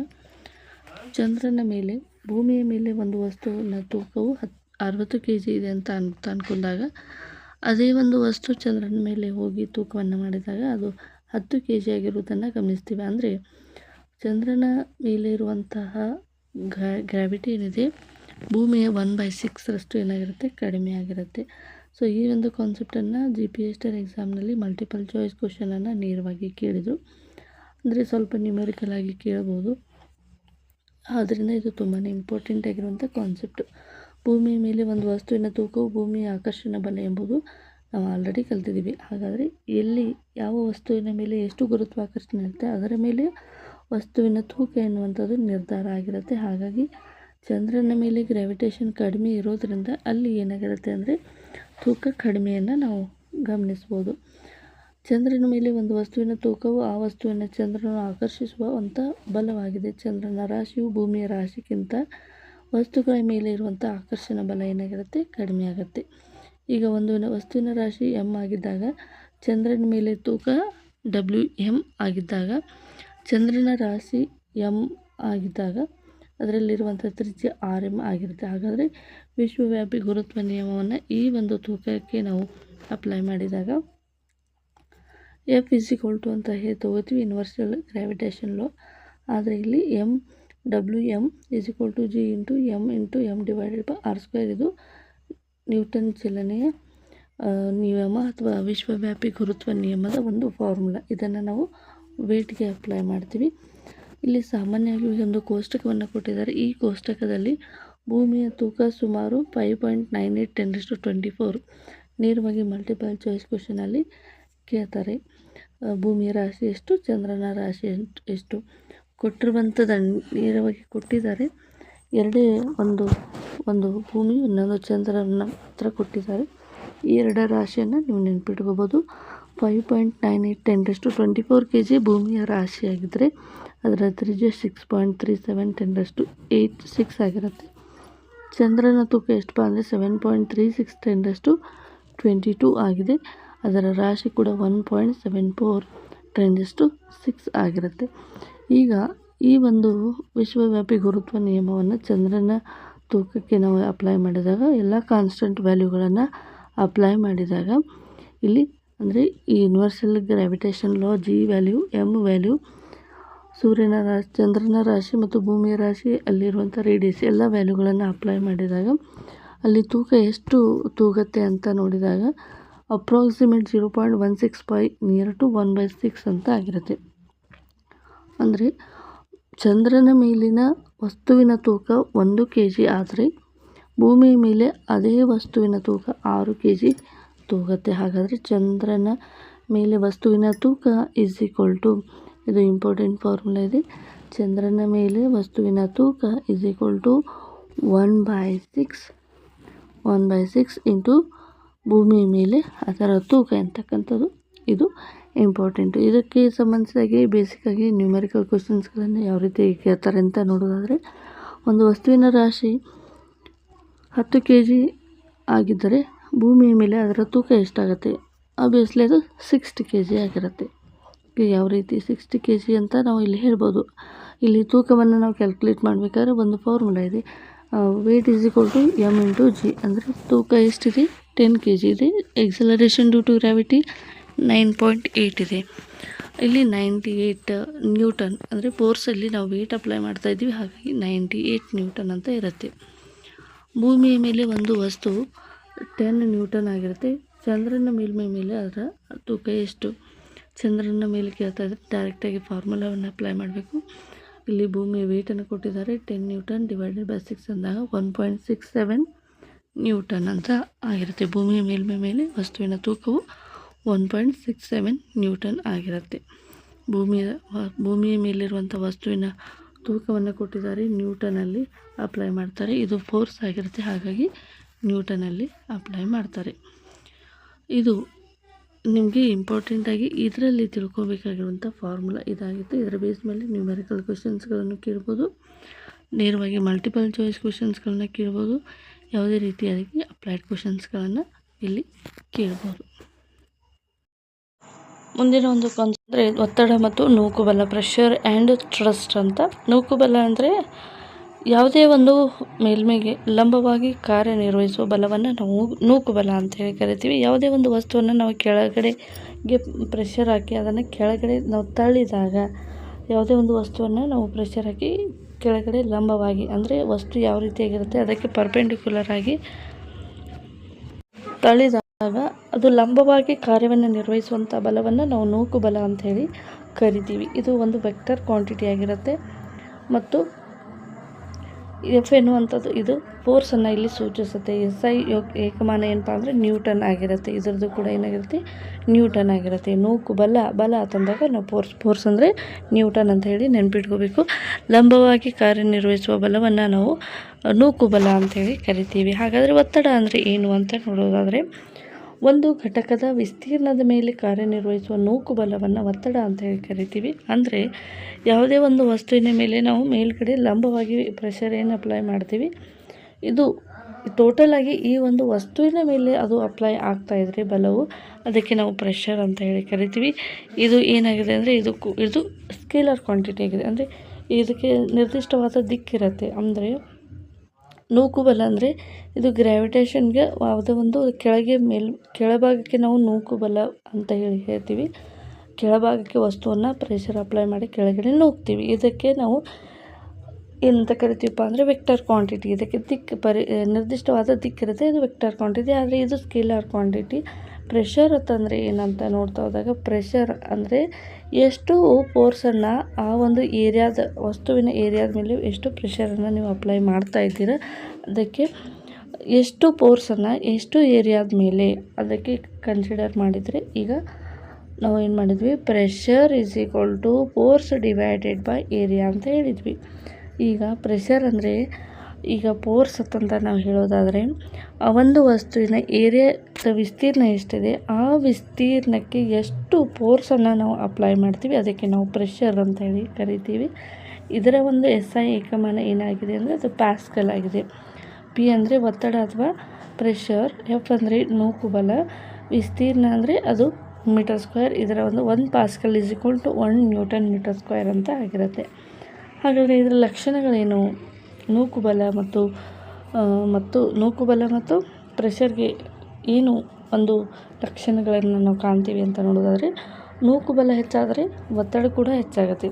ಒಂದು ವಸ್ತುವಿನ ಮೇಲೆ ಪ್ರೆಷರ್ ಜಾಸ್ತಿ ಆದಾಗ ಅದು ಕೆಳಗಡೆ ಜಾಸ್ತಿ ಹೋಗುತ್ತೆ. ಹಾಗಾಗಿ ವಸ್ತುವಿನ ಮೇಲೆ ನಾವು ಪ್ರೆಷರನ್ನು ಜಾಸ್ತಿ ಬಲವನ್ನು ಹೆಚ್ಚಾಕಿದರೆ ಅದು ಒತ್ತಡ ಕೂಡ ಹೆಚ್ಚಾಗುತ್ತೆ. ವಿಸ್ತೀರ್ಣ ಹೆಚ್ಚಾದರೆ ಒತ್ತಡ ಕಡಿಮೆ ಆಗುತ್ತೆ. ವಿಸ್ತೀರ್ಣ ಹೆಚ್ಚಾದರೆ ಅದು ಲಂಬವಾಗಿ ಮಾತ್ರ ನಾವು ನೂಕುಬಲವನ್ನು ಅಪ್ಲೈ ಮಾಡೋದ್ರಿಂದ ಸಂಪೂರ್ಣ ವಿಸ್ತೀರ್ಣಕ್ಕೆ ನಮ್ಮ ಬಲವು ಅಪ್ಲೈ ಆಗದೆ ಹೋದಾಗ ಅಲ್ಲಿ ಏನಾಗುತ್ತೆ, ಒತ್ತಡ ಕಡಿಮೆ ಆಗುತ್ತೆ. ವಿಸ್ತೀರ್ಣ ಹೆಚ್ಚಾದರೆ ಒತ್ತಡ ಕಡಿಮೆ ಆಗುತ್ತದೆ. ನೆಕ್ಸ್ಟು ವಿಸ್ತೀರ್ಣ ಕಡಿಮೆ ಆದರೆ ಒತ್ತಡ ಹೆಚ್ಚಾಗುತ್ತೆ. ಈಗ ನೋಡಿ, ಒಂದು ದೊಡ್ಡದಾದ ಬಾಕ್ಸನ್ನು ತೆಗೆದುಕೊಂಡು ನೀವು ಪ್ರೆಷರ್ ಅಪ್ಲೈ ಮಾಡಿ, ಅದು ಬಾಕ್ಸ್ ಏನಾಗೋದಿಲ್ಲ, ಬೇಗನೆ ಕೆಳಗಡೆ ಹೋಗೋದಿಲ್ಲ. ಚಿಕ್ಕದಾದ ಬಾಕ್ಸನ್ನು ತೆಗೆದುಕೊಂಡು ನೀವು ನೂಕುಬಲವನ್ನು ಅಪ್ಲೈ ಮಾಡಿದ್ದೆ ಆದಲ್ಲಿ ಬೇಗನೆ ಆ ಬಾಕ್ಸ್ ಏನು ಮಾಡುತ್ತೆ, ಕೆಳಗಡೆ ಹೋಗಿಬಿಡುತ್ತೆ. ಇದಕ್ಕೆ ನಾವು ಕಡಿಮೆ ವಿಸ್ತೀರ್ಣ ಇದ್ದರೆ ಒತ್ತಡ ಜಾಸ್ತಿ ಆಗುತ್ತೆ, ವಿಸ್ತೀರ್ಣ ಹೆಚ್ಚಾದರೆ ಒತ್ತಡ ಕಡಿಮೆ ಇರುತ್ತೆ. ಹಾಗಾಗಿ ಇಲ್ಲಿ ನಿಮಗೆ ಚಿತ್ರದ ಮೂಲಕ ಗಮನಿಸ್ತಾ ಇದ್ದರೆ ಕಡಿಮೆ ವಿಸ್ತೀರ್ಣ ಇದ್ದರೆ ಹೆಚ್ಚು ಒತ್ತಡ ಬೇಕಾಗುತ್ತೆ, ಹೆಚ್ಚು ವಿಸ್ತೀರ್ಣ ಇದ್ದರೆ ಕಡಿಮೆ ಒತ್ತಡ ಬೇಕಾಗುತ್ತೆ ಅಂತ ನಾವು ಲಕ್ಷಣಗಳನ್ನು ನೋಡ್ಬೋದು. ಕೆಲವೊಂದಿಷ್ಟು ಉದಾಹರಣೆಗಳನ್ನು ನೋಡ್ತಾ ಹೋಗೋಣ. ಏನು ಉದಾಹರಣೆಪ್ಪ ಅಂದರೆ, ಈಗ ನಾವು ಒಂದು ದಪ್ಪನೆಯ ಒಂದು ಕಟ್ಟಿಗೆಯನ್ನು ತೆಗೆದುಕೊಂಡು ಒಂದು ವಸ್ತುವನ್ನು ಕಟ್ ಮಾಡಬೇಕಾಗಿದೆ. ಅದು ಬೇಗನೆ ಕಟ್ ಆಗೋದಿಲ್ಲ. ಅಥವಾ ಶಾರ್ಪ್ ಆಗಿರುವಂಥ ಒಂದು ಚಾಕುವಿನಿಂದ ಆ ವಸ್ತುವನ್ನು ನಾವು ಕಟ್ ಮಾಡಿದರೆ ಬೇಗನೆ ಕಟ್ ಆಗಿಬಿಡುತ್ತೆ. ಅಂದರೆ ಅದರ ವಿಸ್ತೀರ್ಣ ಏನಿದೆ ಕಡಿಮೆ ಇದೆ, ಹಾಗಾಗಿ ಅದು ಏನಾಯಿತು ಬೇಗನೆ ಹೋಗಿಬಿಡ್ತು. ಅದು ಹೌದಲ್ವ, ಕಟ್ ಆಗಿಬಿಡ್ತು. ಹಾಗಾಗಿ ನಾವು ಉದಾಹರಣೆಗಳನ್ನು ನೋಡ್ತಾ ಹೋಗೋಣ. ಚಾಕುವಿನ ತುದಿ ಕಡಿಮೆ ವಿಸ್ತೀರ್ಣ ಹೊಂದಿರೋದ್ರಿಂದ ಅದರಿಂದ ಒತ್ತಡ ಹೆಚ್ಚು, ಆದ್ದರಿಂದ ಅದು ಸುಲಭವಾಗಿ ಏನಾಗುತ್ತೆ ಕತ್ತರಿಸುತ್ತೆ. ಮರಳಿನ ಮೇಲೆ ಒತ್ತಡ ಹೆಚ್ಚಾಗುತ್ತೆ, ಆದರೆ ಅದರ ಒಂದು ಟೈರ್ಗಳ ವಿಸ್ತೀರ್ಣ ಏನಾಗುತ್ತೆ ಕಡಿಮೆ ಇರೋದ್ರಿಂದ ಅಲ್ಲಿ ಒತ್ತಡ ಏನಾಗುತ್ತೆ ಕಡಿಮೆ. ಮರಳಿನ ವಿಸ್ತೀರ್ಣ ಏನಾಗುತ್ತೆ ಜಾಸ್ತಿ ಇರುತ್ತೆ. ಮರಳಿನ ವಿಸ್ತೀರ್ಣ ಜಾಸ್ತಿ ಇರೋದ್ರಿಂದ ಅದ್ರ ಮೇಲೆ ನಾವು ನಡೀತಾ ಹೋದಾಗ, ಯಾವುದೇ ಒಂದು ವಾಹನಗಳು ಅದರ ಮೇಲೆ ಹೋದಾಗ ಅಲ್ಲಿ ಏನಾಗುತ್ತೆ ಒತ್ತಡ ಕಡಿಮೆ ಆಗುತ್ತೆ. ಹಿಮದ ಮೇಲೆ ಸ್ಕೇಟ್ ಧರಿಸಿದ ನಡೆಯುವುದರಿಂದ ಒತ್ತಡ ಕಡಿಮೆ ಆಗುತ್ತದೆ ಮತ್ತು ಅದು ಜಾರುತ್ತದೆ. ಆದ್ದರಿಂದ ಹಿಮದಲ್ಲಿ ಏನು ಮಾಡ್ತಾರೆ, ಸ್ಕೈಟ್ಗಳನ್ನು ಧರಿಸಿ ಓಡಾಡುವಂಥದ್ದನ್ನು ಮಾಡ್ತಾರೆ. ಇದಕ್ಕೆ ಎಲ್ಲ ಕಾರಣ ಏನಪ್ಪ ಅಂದರೆ ನೂಕುಬಲ ಮತ್ತು ಒತ್ತಡ ಕಾರಣ ಆಗಿರುತ್ತೆ. ಸೊ ಈಗ ನೀವು ಒಂದು ಚಾಕುವನ್ನು ತೆಗೆದುಕೊಳ್ಳೋದನ್ನು ನೀವು ನೆನಪಿಟ್ಕೊಂಡ್ರೆ ಸಾಕು. ನೂಕುಬಲ ಯಾವಾಗಲೂ ಏನಾಗುತ್ತೆ ಲಂಬವಾಗಿ, ವಸ್ತು ಇರುವಂಥದ್ದಕ್ಕೆ ಲಂಬವಾಗಿ ಏನಾಗುತ್ತೆ ಪ್ರೆಷರ್ ಅಪ್ಲೈ ಆಗುತ್ತೆ. ಅದಕ್ಕೆ ನೂಕುಬಲ ಅಂತ ಕರಿತೀವಿ. ಒಂದು ವಿಸ್ತೀರ್ಣಕ್ಕೆ ಎಷ್ಟು ಫೋರ್ಸನ್ನು ಅಪ್ಲೈ ಮಾಡಿದಾಗ ಎಷ್ಟು ಪ್ರೆಷರ್ ಅಪ್ಲೈ ಆಗುತ್ತೆ, ಅದಕ್ಕೆ ಫೋರ್ಸ್ ಡಿವೈಡೆಡ್ ಬೈ ಏರಿಯಾ ಅಂದರೆ ಅದು ಒತ್ತಡ ಆಗುತ್ತೆ. ಇಷ್ಟು ನೀವು ನೆನ್ಪಿಟ್ಕೋಬೋದು. ಇದು ನೂಕುಬಲ ಮತ್ತು ಒತ್ತಡಕ್ಕೆ ಸಂಬಂಧಿಸಿದ ಹಾಗೆ. ನೂಕುಬಲ ಮತ್ತು ಒತ್ತಡಕ್ಕೆ ಸಂಬಂಧಿಸಿದ ಹಾಗೆ ಸಂಪೂರ್ಣವಾಗಿ ತಿಳ್ಕೊಂಡ್ರೆ, ಈಗ ದ್ರವಗಳಲ್ಲಿ ಒತ್ತಡ ಯಾವ ರೀತಿ ಆಗುತ್ತೆ, ಪ್ರೆಷರ್ ಇನ್ ಫ್ಲೂಯಿಡ್ಸ್ ಯಾವ ರೀತಿ ಆಗುತ್ತೆ ಅಂತ ನಾವು ಡಿಸ್ಕಸ್ ಮಾಡ್ತಾ ಹೋಗೋಣ. ಸೊ ಸ್ನೇಹಿತರೆ, ಇದೇ ಮೊದಲ ಬಾರಿಗೆ ನಮ್ಮ ಚಾನಲ್ ನೋಡ್ತಾ ಇದ್ದರೆ ದಯವಿಟ್ಟು ಸಬ್ಸ್ಕ್ರೈಬ್ ಮಾಡ್ಕೊಳ್ಳಿ. ಈ ಒಂದು ವಿಡಿಯೋಗೆ ಸಂಬಂಧಿಸಿದಾಗಿ ನಿಮಗೆ ಏನಾದರೂ ಡೌಟ್ಸ್ ಇದ್ದರೆ ದಯವಿಟ್ಟು ಕಮೆಂಟ್ ಮಾಡಿ ತಿಳಿಸಿ. ಯಾರೆಲ್ಲ 9th ಸ್ಟ್ಯಾಂಡರ್ಡ್ ಇದ್ದೀರಾ, GPS ಟೈರ್, HS ಟೈರ್ ಯಾರೆಲ್ಲ ಪ್ರಿಪ್ರೇಷನ್ ಮಾಡ್ತಾಯಿದ್ದೀರಾ ದಯವಿಟ್ಟು ವಿಡಿಯೋನ ಶೇರ್ ಮಾಡಿ. ದಯವಿಟ್ಟು ಒಂದೇ ಒಂದು ಸಬ್ಸ್ಕ್ರೈಬ್, ಇದು ಯಾವುದೇ ಎನಿ ಕಾಸ್ಟ್ ಇರೋದಿಲ್ಲ. ನಿಮ್ಮ ಒಂದು ಸಬ್ಸ್ಕ್ರೈಬ್ ನಮಗೆ ಸಪೋರ್ಟ್ ಆಗಿ ನಾವು ಇನ್ನಷ್ಟು ವರ್ಕ್ ಮಾಡೋದಕ್ಕೆ ಹೆಲ್ಪ್ ಮಾಡುತ್ತೆ. ಹಾಗಾಗಿ ದಯವಿಟ್ಟು ಸಬ್ಸ್ಕ್ರೈಬ್ ಮಾಡೋದನ್ನು ಮರಿಬೇಡಿ. ಈಗ ನೆಕ್ಸ್ಟ್ ಕಂಟಿನ್ಯೂ ಮಾಡೋಣ. ದ್ರವಗಳಲ್ಲಿರುವಂಥ ಒತ್ತಡ ಯಾವ ರೀತಿಯಾಗಿರುತ್ತೆ ಅಂತ ನೋಡ್ತಾ ಹೋಗೋಣ. ಡೆಫಿನೇಷನ್ ಈ ರೀತಿಯಾಗಿದೆ. ಇಲ್ಲಿ ಒಂದು ಚಿತ್ರವನ್ನು ಕೂಡ ಕೊಟ್ಟಿದ್ದಾರೆ, ಗಮನಿಸ್ತಾ ಇದ್ದಾರೆ. ಒಂದು ಪಾತ್ರೆಯಲ್ಲಿ ನೀರನ್ನು ಹಾಕಿಟ್ಟಿದ್ದಾರೆ. ಆ ಪಾತ್ರೆಯಲ್ಲಿ ಏನಾಗುತ್ತೆ ಅಂದರೆ, ಯಾವುದೇ ಒಂದು ದ್ರವ ಇರ್ಬೋದು. ಈಗ ನೀವು ಬಾಟಲ್ಗೆ ನೀರನ್ನು ಹಾಕಿದರೆ ಅದು ಬಾಟಲ್ ಸೇಪ್ ಆಗುತ್ತೆ, ಅಥವಾ ಒಂದು ಗ್ಲಾಸಿಗೆ ನೀರನ್ನು ಹಾಕಿದರೆ ಅದು ಗ್ಲಾಸ್ನ ಸೇಪ್ ಆಗುತ್ತೆ. ಅಂದರೆ ದ್ರವ ಯಾವಾಗಲೂ ಏನಾಗುತ್ತೆ ಅಂದರೆ ಆ ಒಂದು ವಸ್ತುವಿನ ಆಕಾರವನ್ನು ಪಡೆದುಕೊಳ್ಳುತ್ತೆ ಅಂತ ನಿಮಗೆ ಗೊತ್ತಿರ್ಬೋದು. ಹಾಗಾದರೆ ಆ ವಸ್ತು, ದ್ರವ ವಸ್ತು ಆ ಒಂದು ವಸ್ತುವಿನಲ್ಲಿ ಇರಲಿಕ್ಕೆ ಕಾರಣ ಏನಪ್ಪ ಅಂದರೆ, ಆ ವಸ್ತುವಿನಲ್ಲಿ ಯಾವ ಒಂದು ಕಂಟೈನರಲ್ಲಿ ಹಾಕಿರ್ತೀರಿ ಆ ಒಂದು ವಸ್ತುವಿನ ಮೇಲ್ಮೈ ಪ್ರೆಷರ್ ಏನಾಗುತ್ತೆ ಆ ಒಂದು ದ್ರವದ ಮೇಲೆ ಅಪ್ಲೈ ಆದಾಗ ಅದರ ಒಂದು ಆಕಾರವನ್ನು ಅದು ಪಡೆದುಕೊಳ್ಳುತ್ತೆ ಅಂತ ನಾವಲ್ಲಿ ಹೇಳ್ಬೋದು. ದ್ರವದ ವಿಸರಣೆ ಎಲ್ಲ ಭಾಗಗಳ ಮೇಲೆ ಮತ್ತು ಪಾತ್ರೆಯ ಗೋಡೆಗಳ ಮೇಲೆ ಕೆಳಗಡೆಯೂ ಲಂಬವಾಗಿ ಕಾರ್ಯನಿರ್ವಹಿಸುವ ಒತ್ತಡವನ್ನು ದ್ರವಗಳಲ್ಲಿ ಒತ್ತಡ ಅಂತ ಹೇಳಿ ಕರಿತೀವಿ. ಹಾಗಾದರೆ ದ್ರವಗಳಲ್ಲಿ ಪ್ರೆಷರ್ ಎಲ್ಲೆಲ್ಲ ಅಪ್ಲೈ ಆಗುತ್ತೆ, ಈ ಒಂದು ಕಂಟೈನರ್ ಪಾತ್ರೆಯ ಗೋಡೆಗಳಲ್ಲಿ ಪ್ರೆಷರ್ ಅಪ್ಲೈ ಆಗುತ್ತೆ. ಅದೇ ರೀತಿಯಾಗಿ ಪಾತ್ರೆಯ ತಳಭಾಗದಲ್ಲಿ ಕೂಡ ಲಂಬವಾಗಿ ಪ್ರೆಷರ್ ಅಪ್ಲೈ ಆಗೋದ್ರಿಂದ ಇದಕ್ಕೆ ನಾವು ದ್ರವಗಳಲ್ಲಿ ಒತ್ತಡ ಅಂತ ಹೇಳಿ ಕರಿತೀವಿ. ಇದರ ಮುಖ್ಯ ಲಕ್ಷಣಗಳು ಏನಂತ ನೋಡೋದಾದರೆ, ದ್ರವಗಳಲ್ಲಿ ಒತ್ತಡವನ್ನು ಎಲ್ಲ ದಿಕ್ಕುಗಳಿಗೂ ಸಮಾನವಾಗಿ ರವಾನಿಸುತ್ತೆ. ಲಿಕ್ವಿಡ್ ಇರೋದರಿಂದ ಇದು ಎಲ್ಲ ದಿಕ್ಕುಗಳಲ್ಲಿ ಕೂಡ ಏನಾಗುತ್ತೆ ಪ್ರೆಷರ್ ಸಮಾನವಾಗಿ ರವಾನಿಸುತ್ತೆ. ದ್ರವಗಳಲ್ಲಿ ಒತ್ತಡವು ಆಳದ ಮೇಲೆ ಇದು ಅವಲಂಬಿಸಿದೆ. ದ್ರವದಲ್ಲಿ ಒತ್ತಡ ಏನಾಗುತ್ತೆ ಆಳದ ಮೇಲೆ ಅವಲಂಬಿಸಿದೆ. ಈಗ ಸಮುದ್ರ ಮಟ್ಟದ ಮೇಲ್ಭಾಗದಲ್ಲಿ ಒತ್ತಡ ಕಡಿಮೆ ಇರುತ್ತೆ. ಸಮುದ್ರ ಆಳಕ್ಕೆ ನೀವು ಜಾಸ್ತಿ ಹೋದಂತೆ ಏನಾಗುತ್ತೆ ಪ್ರೆಷರ್ ಜಾಸ್ತಿ ಆಗ್ತಾ ಹೋಗುತ್ತೆ. ಇದು ಅಂದರೆ ಯಾವೊಂದು ಲಿಕ್ವಿಡು ಅದರ ಎತ್ತರ ಆಳಕ್ಕೆ ಸಂಬಂಧಿಸಿದಾಗೆ ಇದು ಏನಾಗಿರುತ್ತೆ ಅವಲಂಬಿತವಾಗಿರುತ್ತೆ. ಒಂದೇ ಆಳದಲ್ಲಿ ಒತ್ತಡ ಎಲ್ಲ ದಿಕ್ಕುಗಳಲ್ಲಿ ಸಮಾನವಾಗಿರುತ್ತೆ. ಈಗ ಒಂದು ಸೆಂಟಿಮೀಟರ್ ಆಳಕ್ಕೆ ನೀವು ಹೋದಾಗ ಎಲ್ಲ ಕಡೆಗೂ 1 ಸೆಂಟಿಮೀಟ್ರಲ್ಲಿ ಅಥವಾ 1 ಮೀಟರಲ್ಲಿ ಎಲ್ಲ ಕಡೆಗೂ ಪ್ರೆಷರ್ ಒಂದೇ ರೀತಿಯಾಗಿರುತ್ತೆ. 2 ಮೀಟರ್ಗೆ ಹೋಗಿ ಅಲ್ಲಿ ಒಂದೇ ರೀತಿಯಾದ ಪ್ರೆಷರ್ ಇರುತ್ತೆ. ಅಂದರೆ ಒಂದು ತುದಿಗೆ ಅದೇ 2 ಮೀಟರ್ ಆಳದಲ್ಲಿ ಒಂದು ತುದಿಗೆ ಬೇರೆ ರೀತಿಯಾದ ಪ್ರೆಷರು, ಇನ್ನೊಂದು ತುದಿಗೆ ಬೇರೆ ರೀತಿಯಾದ ಪ್ರೆಷರ್ಗಳು ಇರೋದಿಲ್ಲ. ಹಾಗಾಗಿ ಇಲ್ಲಿ ಸಮಾನ ಆಳದಲ್ಲಿ ಸಮಾನವಾದ ಒತ್ತಡ ಇರುವುದನ್ನು ನಾವು ಗಮನಿಸ್ತೀವಿ. ದ್ರವಗಳಲ್ಲಿ ಒತ್ತಡ ಪಾತ್ರೆಯ ಆಕಾರ ಮತ್ತು ತಳಭಾಗದ ಮೇಲೆ ಇದು ಅವಲಂಬಿತವಾಗಿಲ್ಲ. ದ್ರವಗಳಲ್ಲಿ ಒತ್ತಡ ಇರ್ತಕ್ಕಂಥದ್ದು ಪಾತ್ರೆಯ ಆಕಾರ ಆಗಿರ್ಬೋದು, ಯಾವುದೇ ರೀತಿಯಾದ ತಳದ ಮೇಲೆ ಕೂಡ ಅವಲಂಬನೆ ಆಗಿಲ್ಲ. ಇದು ಏನಾಗಿರುತ್ತೆ ಅಂದರೆ ಯಾವಾಗಲೂ ಎಷ್ಟು ಕಂಟೈನರ್ ಎಷ್ಟು ಆಳದಲ್ಲಿದೆ ಅದರ ಮೇಲೆ ಮಾತ್ರ ಇದು ಅವಲಂಬನೆ ಆಗಿರೋದನ್ನು ನಾವು ಗಮನಿಸ್ತೀವಿ.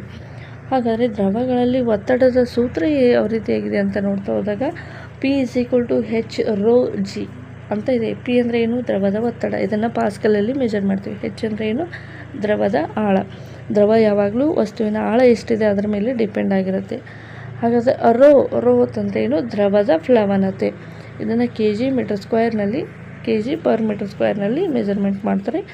ರೋ ಎನ್ನುವಂಥದ್ದು ಇದು ಕಾನ್ಸ್ಟಂಟ್ ವ್ಯಾಲ್ಯೂ. ಜಿ ಅಂದರೆ ಗುರುತ್ವಾಕರ್ಷಣೆ ವ್ಯಾಲ್ಯೂ 9.8. 1 ಪಾಸ್ಕಲ್ = 1 ನ್ಯೂಟನ್/m² ಅಂತ ನಿಮಗೆ ಗೊತ್ತಿದೆ. ಈಗ ಪ್ರಯೋಗದ ಒಂದು ದೃಢೀಕರಣವನ್ನು ನಾವು ನೋಡ್ತಾ ಹೋಗೋಣ. ಪ್ರೆಷರ್ಗೆ ಸಂಬಂಧಿಸಿದ ಹಾಗೆ, ದ್ರವಗಳಲ್ಲಿ ಪ್ರೆಷರ್ಗೆ ಸಂಬಂಧಿಸಿದ ಹಾಗೆ ಒಂದೇ ಆಳದಲ್ಲಿ ಇರುವ ದ್ರವದ ಒತ್ತಡ ಎಲ್ಲ ದಿಕ್ಕುಗಳಲ್ಲೂ ಸಮಾನವಾಗಿರುತ್ತದೆ ಎಂಬುದನ್ನು ಕೆಳಗಿನ ಪ್ರಯೋಗದಿಂದ ತೋರಿಸಲಾಗಿದೆ. ಪ್ರಯೋಗ ಏನು? ಬಾಟಲಿನ ಎಲ್ಲ ದಿಕ್ಕುಗಳಲ್ಲಿ ಸಮಾನ ಆಳವಾದ ರಂಧ್ರಗಳನ್ನು ಮಾಡಿ ನೀರಿನಲ್ಲಿ ತುಂಬಿಸಲಾಗಿದೆ. ಈ ಬಾಟಲನ್ನು ಗಮನಿಸ್ತಾ ಇದ್ದೀರಾ? ಈ ಕೆಳಭಾಗದಲ್ಲಿರುವಂಥ ಎಲ್ಲ ಎರಡೂ ರಂಧ್ರಗಳು ಕೂಡ ಒಂದೇ ಸಮಾನದಲ್ಲಿವೆ. ಮಧ್ಯದಲ್ಲಿರುವಂಥ ಎರಡೂ ರಂಧ್ರಗಳು ಕೂಡ ಒಂದೇ ಸಮಾನದಲ್ಲಿವೆ. ಮೇಲೆ ಇರುವಂಥ ಎಲ್ಲ ರಂಧ್ರಗಳು ಕೂಡ ಸಮಾನ ಆಳದಲ್ಲಿವೆ. ಅಂದರೆ ಆಳಕ್ಕೆ ಪ್ರತಿಯೊಂದು ನಿರ್ದಿಷ್ಟವಾದ ಆಳಕ್ಕೆ ಎರಡೆರಡು ಹೋಲ್ಗಳನ್ನು ಇಲ್ಲಿ ತೆಗೆದಿದ್ದಾರೆ. ಇಲ್ಲಿ ಈ ಮೊದಲನೇ ಹೋಲ್ಗೆ ಬರೋ ತನಕ ಎರಡೂ ಕಡೆಗೂ ಎಲ್ಲ ಕಡೆಗೂ ನೀರು ಏನಾಗುತ್ತೆ? ಕಂಟಿನ್ಯೂಸ್ ಆಗಿ ಸಪ್ಲೈ ಆಗುತ್ತೆ. ಈ ಕೆಳಗಡೆ ಬಂದಾಗ ಇಲ್ಲಿ ಕೂಡ ಏನಾಗುತ್ತೆ? ಕಂಟಿನ್ಯೂಸ್ ಆಗಿ ನೀರು ಸಪ್ಲೈ ಆಗುತ್ತೆ. ಅಂದರೆ ಈ ಕಡೆ ಮಾತ್ರ ಸ್ಟಾಪ್ ಆಗಿ ನೀರು ಈ ಕಡೆ ಮಾತ್ರ ಹೋಗೋದಿಲ್ಲ, ನೀರು ಈ ಕಡೆ ಮಾತ್ರ ಹೋಗಿ ಈ ಕಡೆ ಮಾತ್ರ ಸ್ಟಾಪ್ ಆಗಿ ಈ ರೀತಿ ಆಗೋದಿಲ್ಲ. ಹಾಗಾಗಿ ನೀರು ಎಲ್ಲ ಕಡೆಗೂ ಸಮಾನವಾಗಿ ಇದು ಏನಾಗಿರುತ್ತೆ? ಡಿಸ್ಟ್ರಿಬ್ಯೂಟ್ ಆಗಿರುತ್ತೆ. ಒಂದೇ ಆಳದಲ್ಲಿ ದ್ರವದ ಒತ್ತಡ ಎಲ್ಲ ದಿಕ್ಕುಗಳಲ್ಲಿ ಇದು ಸಮಾನವಾಗಿರುತ್ತೆ ಎನ್ನುವುದನ್ನು ನಾವು ತೀರ್ಮಾನವನ್ನು ಮಾಡ್ಬೋದು ಈ ಒಂದು ಪ್ರಯೋಗದಿಂದ. ಆಳದೊಂದಿಗೆ ಒತ್ತಡದ ಸಂಬಂಧ ಯಾವ ರೀತಿಯಾಗಿರುತ್ತೆ ಅಂತ ನೋಡ್ತಾ ಹೋಗೋಣ. ಆಳದೊಂದಿಗೆ ಒತ್ತಡದ ಸಂಬಂಧ, ಪ್ರೆಷರ್ ಯಾವ ರೀತಿಯಾಗಿರುತ್ತೆ ಅಂತ ನೋಡ್ತಾ ಹೋಗೋಣ. ಆಳ ಅಂದರೆ ನಾವಿಲ್ಲಿ ಹೆಚ್ಚು ಅಂತ ಹೇಳಿ ಕನ್ಸಿಡರ್ ಮಾಡೋಣ. ಆಳ ಹೆಚ್ಚಾದಂತೆ ದ್ರವದ ಒತ್ತಡ ಕೂಡ ಹೆಚ್ಚಾಗುತ್ತದೆ. ಇಲ್ಲಿ ನೋಡ್ತಾ ಇದ್ದೀರಾ, ಇದು H1, ಇದು H2, H3. ಹಾಗಾದರೆ ಇಲ್ಲಿ ಪ್ರೆಷರ್ H1 ಅಂದರೆ H1ನಲ್ಲಿ ಪ್ರೆಷರ್ ಏನಾಗಿರುತ್ತೆ? ಇಲ್ಲಿ ಕಡಿಮೆ ಇರುತ್ತೆ, ಅದಕ್ಕಿಂತ ಇಲ್ಲಿ ಜಾಸ್ತಿ ಇರುತ್ತೆ, ಅದಕ್ಕಿಂತ ಇಲ್ಲಿ ಜಾಸ್ತಿ. ಆಳ ಹೆಚ್ಚಾದಂತೆ ಪ್ರೆಷರ್ ಜಾಸ್ತಿ ಆಗುತ್ತೆ. ಅಂದರೆ ಇದರ ರಿಲೇಷನನ್ನು ನಾವು ಯಾವ ರೀತಿಯಾಗಿ ಬರಿಬೋದು? Pressure is directly proportional to height ಅಂತ ಹೇಳ್ಬೋದು. ಅಥವಾ ಹೈಟ್ ಅಂದರೆ ನಾವು ಎತ್ತರ ಕೂಡ ಕನ್ಸಿಡರ್ ಮಾಡ್ತೀವಿ, ಆಳ ಕೂಡ ಕನ್ಸಿಡರ್ ಮಾಡ್ತೀವಿ. ಹಾಗಾಗಿ ಒಂದೇ ದ್ರವಕ್ಕೆ P1/P2 = H1/H2 ಈ ರೀತಿಯಾಗಿರುತ್ತೆ. ನಿಮಗೆ ಆಳದೊಂದಿಗೆ ಒತ್ತಡದ ಸಂಬಂಧ ಯಾವ ರೀತಿಯಾಗಿರುತ್ತೆ ಅಂದರೆ pressure is directly proportional to H, ಅಂದರೆ ಒತ್ತಡ ಆಳಕ್ಕೆ ಸಮಾನುಪಾತದಲ್ಲಿ ಇರುತ್ತೆ ಅಂತ ನಾವಿಲ್ಲಿ ಹೇಳ್ಬೋದು. ನೆಕ್ಸ್ಟ್ ಈಗ ಕೆಲವೊಂದಿಷ್ಟು ಉದಾಹರಣೆಗಳನ್ನು ನೋಡ್ತಾ ಹೋಗೋಣ. ಅನ್ವಯಗಳು ಏನಿರ್ತವೆ, ಉದಾಹರಣೆಗಳೇನು, ಇದಕ್ಕೆ ಸಂಬಂಧಿಸಿದಾಗೆ ನೋಡ್ತಾ ಹೋಗೋಣ. ಅಣೆಕಟ್ಟುಗಳನ್ನು ಕೆಳಭಾಗದಲ್ಲಿ ಮೇಲ್ಭಾಗಕ್ಕಿಂತ ದಪ್ಪವಾಗಿ ನಿರ್ಮಿಸಲಾಗಿದೆ. ಅಣೆಕಟ್ಟುಗಳನ್ನು ನಾವು ಗಮನಿಸಿ. ಈ ರೀತಿಯಾಗಿ ಅಣೆಕಟ್ಟುಗಳು ಈ ರೀತಿಯಾಗಿರ್ತವೆ. ಈ ಅಣೆಕಟ್ಟುಗಳನ್ನು ಏನು ಮಾಡುತ್ತಾರಪ್ಪ ಅಂದರೆ ಕೆಳಭಾಗವನ್ನು ಮೇಲ್ಭಾಗಕ್ಕಿಂತ ದಪ್ಪವಾಗಿ ಕಟ್ಟಿರ್ತಾರೆ. ಈ ಒಂದು ಅಣೆಕಟ್ಟಿನ ಕೆಳಭಾಗವನ್ನು ಮೇಲ್ಭಾಗಕ್ಕಿಂತ ದಪ್ಪವಾಗಿ ಕಟ್ಟುತ್ತಾರೆ. ಯಾಕಂದರೆ ಇಲ್ಲಿ ಈ ಕೆಳಭಾಗದಲ್ಲಿ ಒತ್ತಡ ಹೆಚ್ಚು ಇರೋದ್ರಿಂದ ಇದನ್ನು ಗಟ್ಟಿಯಾಗಿ ಕಟ್ಟಬೇಕಾಗಿರುತ್ತೆ. ಹಾಗಾಗಿ ಕೆಳಭಾಗದಲ್ಲಿ ಗಟ್ಟಿಯಾಗಿ ಇದನ್ನು ನಿರ್ಮಾಣ ಮಾಡುತ್ತಾರೆ. ಮತ್ತು ಚಿಲುಮೆನಾರು ಮೇಲ್ಭಾಗದಲ್ಲಿ ಕಡಿಮೆ, ಕೆಳಭಾಗದಲ್ಲಿ ಹೆಚ್ಚು ದಪ್ಪವಾಗಿರುತ್ತದೆ. ಹಡಗಿನ ಆಕಾರದಲ್ಲಿ ಅಣೆಕಟ್ಟುಗಳನ್ನು ನಿರ್ಮಿಸಲಾಗುತ್ತದೆ. ಇದರಿಂದ ನೀರಿನ ಒತ್ತಡವನ್ನು ಸಮರ್ಥವಾಗಿ ಎದುರಿಸಬಹುದು. ಹಡಗಿನ ಆಕಾರ ಹಡಗು ಕೂಡ ಇದೇ ರೀತಿಯಾಗಿರುತ್ತೆ. ಅಂದರೆ ಯಾವಾಗಲೂ ಟ್ರಯಾಂಗಲ್ ಶೇಪಲ್ಲಿ ಇರುತ್ತೆ. ಈ ರೀತಿಯಾಗಿ ಹಡಗು ಕೂಡ ಇದೇ ರೀತಿಯಾಗಿರುತ್ತೆ. ಡ್ಯಾಮ್ಗಳನ್ನು ಕೂಡ ಇದೇ ರೀತಿಯಾಗಿ ಕಟ್ಟಲಾಗಿರುತ್ತೆ. ಯಾಕಂದರೆ ಇದರ ಒಂದು ಪ್ರೆಷರನ್ನು ತಡಿಲಿಕ್ಕೆ ಈ ರೀತಿಯಾದ ಆಕಾರದಲ್ಲಿ ಕಟ್ಟಲಾಗುತ್ತೆ. ನೀರಿನಿಂದ ತುಂಬಿದ ಟ್ಯಾಂಕ್ಗಳು ಈ ಒಂದು ಕೆಳಭಾಗದಲ್ಲಿ ಹೆಚ್ಚು ಒತ್ತಡವನ್ನು ಉಂಟು ಮಾಡುತ್ತವೆ. ಡ್ರೈವರ್ ಸಮಭಾಗದಲ್ಲಿ ಇಳಿಯುವಾಗ ಆಳ ಹೆಚ್ಚಾದಂತೆ ಒತ್ತಡವು ಕೂಡ ಡ್ರೈವರ್ ಅಂತಂದರೆ ನೀರಿನಲ್ಲಿ ಈಜು ತಜ್ಞರು ಏನಿರ್ತಾರೆ ಅವುಗಳಿಗೆ ಡ್ರೈವರ್ ಅಂತ ಹೇಳಿ ಕರೀತಾರೆ. ಅವು ಸಮಭಾಗದಲ್ಲಿ ಇಳಿಯುವಾಗ ಆಳ ಹೆಚ್ಚಾದಂತೆ ಅವರಿಗೂ ಕೂಡ ಏನಾಗಿರುತ್ತೆ? ಒತ್ತಡ ಹೆಚ್ಚಾಗುವಂಥ ಸಂಭವನತೆ ಇರುತ್ತೆ. ಹಾಗಾಗಿ ವಾಟರ್ ಡ್ರೈವರ್ ಮಾಡುವಂಥ ಸಂದರ್ಭದಲ್ಲಿ ತುಂಬ ಕೇರ್ಫುಲ್ಲಾಗಿ ಅಲ್ಲಿ ಡ್ರೈವಿಂಗ್ ಮಾಡುವಂಥ ಪಾಸಿಬಿಲಿಟಿಯನ್ನು ನಾವು ನೋಡ್ತಾ ಇರ್ತೀವಿ. ಇತ್ತೀಚೆಗೆ ಒಂದು ನ್ಯೂಸನ್ನು ನೀವು ಕೇಳಿರ್ಬೋದು. ಒಂದು 5 ಜನ ಪ್ರವಾಸಿಗರು ಹೋದಂಥ ಮಾಲ್ಡೀವ್ಸ್ನಲ್ಲಿ ಹೋಗಿರುವಂಥ ಒಂದು ಸಮುದ್ರ ಆಳದಲ್ಲಿ ಗುಹೆಯಲ್ಲಿ ಹೋದಾಗ ಅಲ್ಲಿ ಉಂಟಾದ ಪ್ರೆಷರ್ನಿಂದ ಅವರು ಡೆತ್ ಆದರು.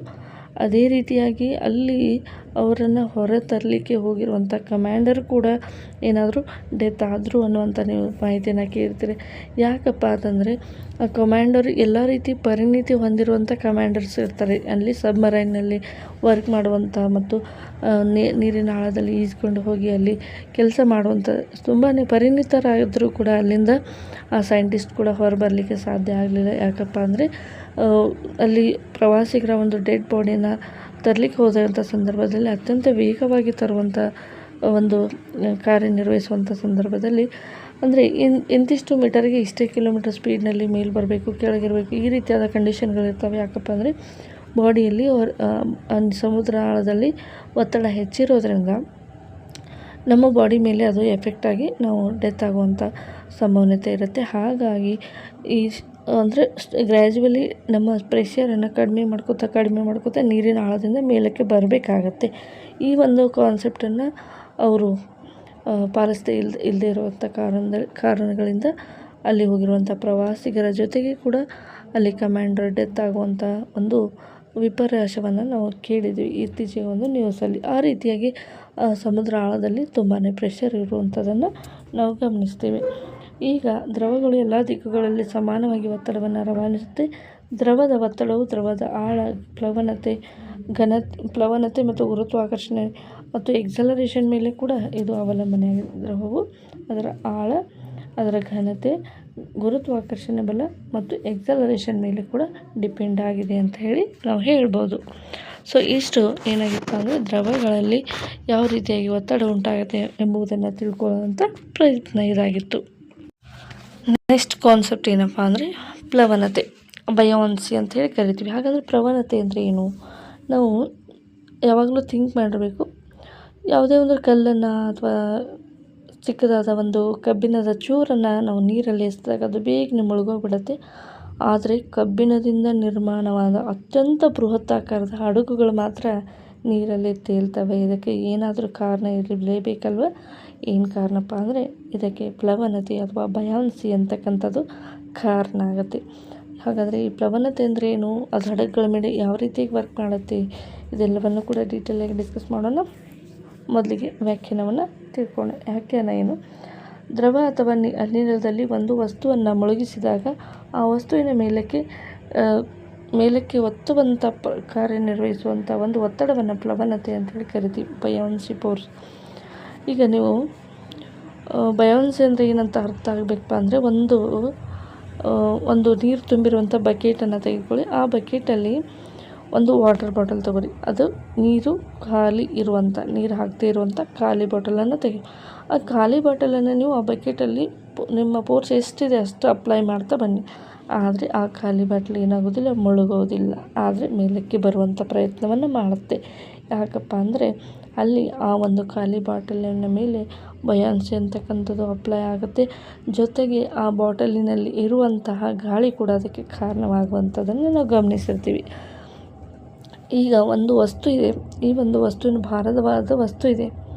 ಈ ಭಾರವಾದ ವಸ್ತುವನ್ನು ನೀರಿನಲ್ಲಿ ಹಾಕಿದಾಗ ಇದು ಪ್ಲವನತೆ ಅಂತಕ್ಕಂಥದ್ದು ಮೇಲ್ಗಡೆ ಬರುತ್ತೆ. ಇದರ ತೂಕ ಏನಾಗುತ್ತೆ, ಕೆಳಗಡೆ ಹೋಗುತ್ತೆ. ತೂಕ, ಪ್ಲವನತೆ ಎರಡು ಕಡೆಗೂ ಫೋರ್ಸ್ ಏನಾಗುತ್ತೆ, ಅಪ್ಲೈ ಆಗುತ್ತೆ. ಇದರಿಂದ ಅದು ಬ್ಯಾಲೆನ್ಸ್ ಆಗುತ್ತೆ. ನೀವು ಸಿಂಪಲ್ಲಾಗಿ ಡೆಫಿನೇಷನನ್ನು ಬರೀಬೇಕಂದ್ರೆ ದ್ರವ ಅನಿಲಗಳಲ್ಲಿ ಒಂದು ವಸ್ತುವನ್ನು ಮುಳುಗಿಸಿದಾಗ ಆ ವಸ್ತುವಿನ ಮೇಲಕ್ಕೆ ತಳ್ಳುವಂಥ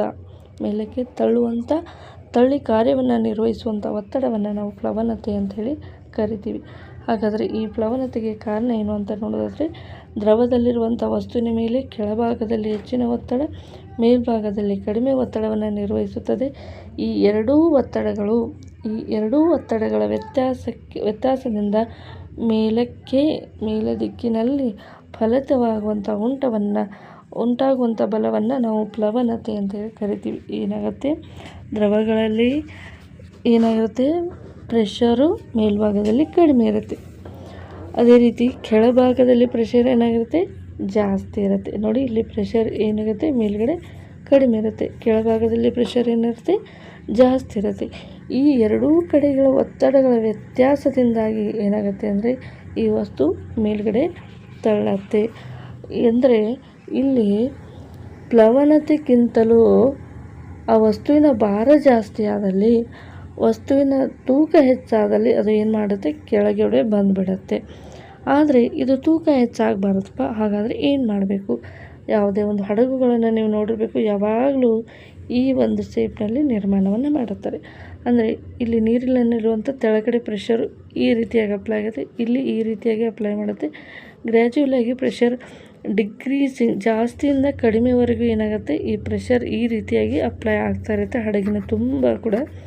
ಆದ್ದರಿಂದ ಈ ಹಡಗು ಏನಾಗುತ್ತೆ, ನೀರಿನಲ್ಲಿ ತೇಲಲಿಕ್ಕೆ ಸಾಧ್ಯ ಆಗುತ್ತೆ. ಹಾಗಾದರೆ ಈ ಕಾನ್ಸೆಪ್ಟ್ ನಿಮಗೆ ಕ್ಲಿಯರ್ ಆಯಿತು ಅಂತ ಅನ್ಕೋತೀನಿ. ನೆಕ್ಸ್ಟ್ ಇಲ್ಲಿ ಪ್ಲವನತೆಗೆ ಕಾರಣ ಏನು?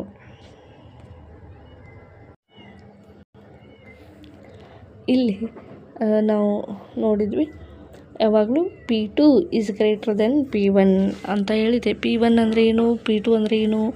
ಪ್ರೆಷರ್ ಇನ್ ಡೌನ್ ಸೈಡ್ ಅದು P2 ಆಗಿರುತ್ತೆ, ಪ್ರೆಷರ್ ಇನ್ ಅಪ್ಪರ್ ಸೈಡ್ ಅದು P1 ಆಗಿರುತ್ತೆ.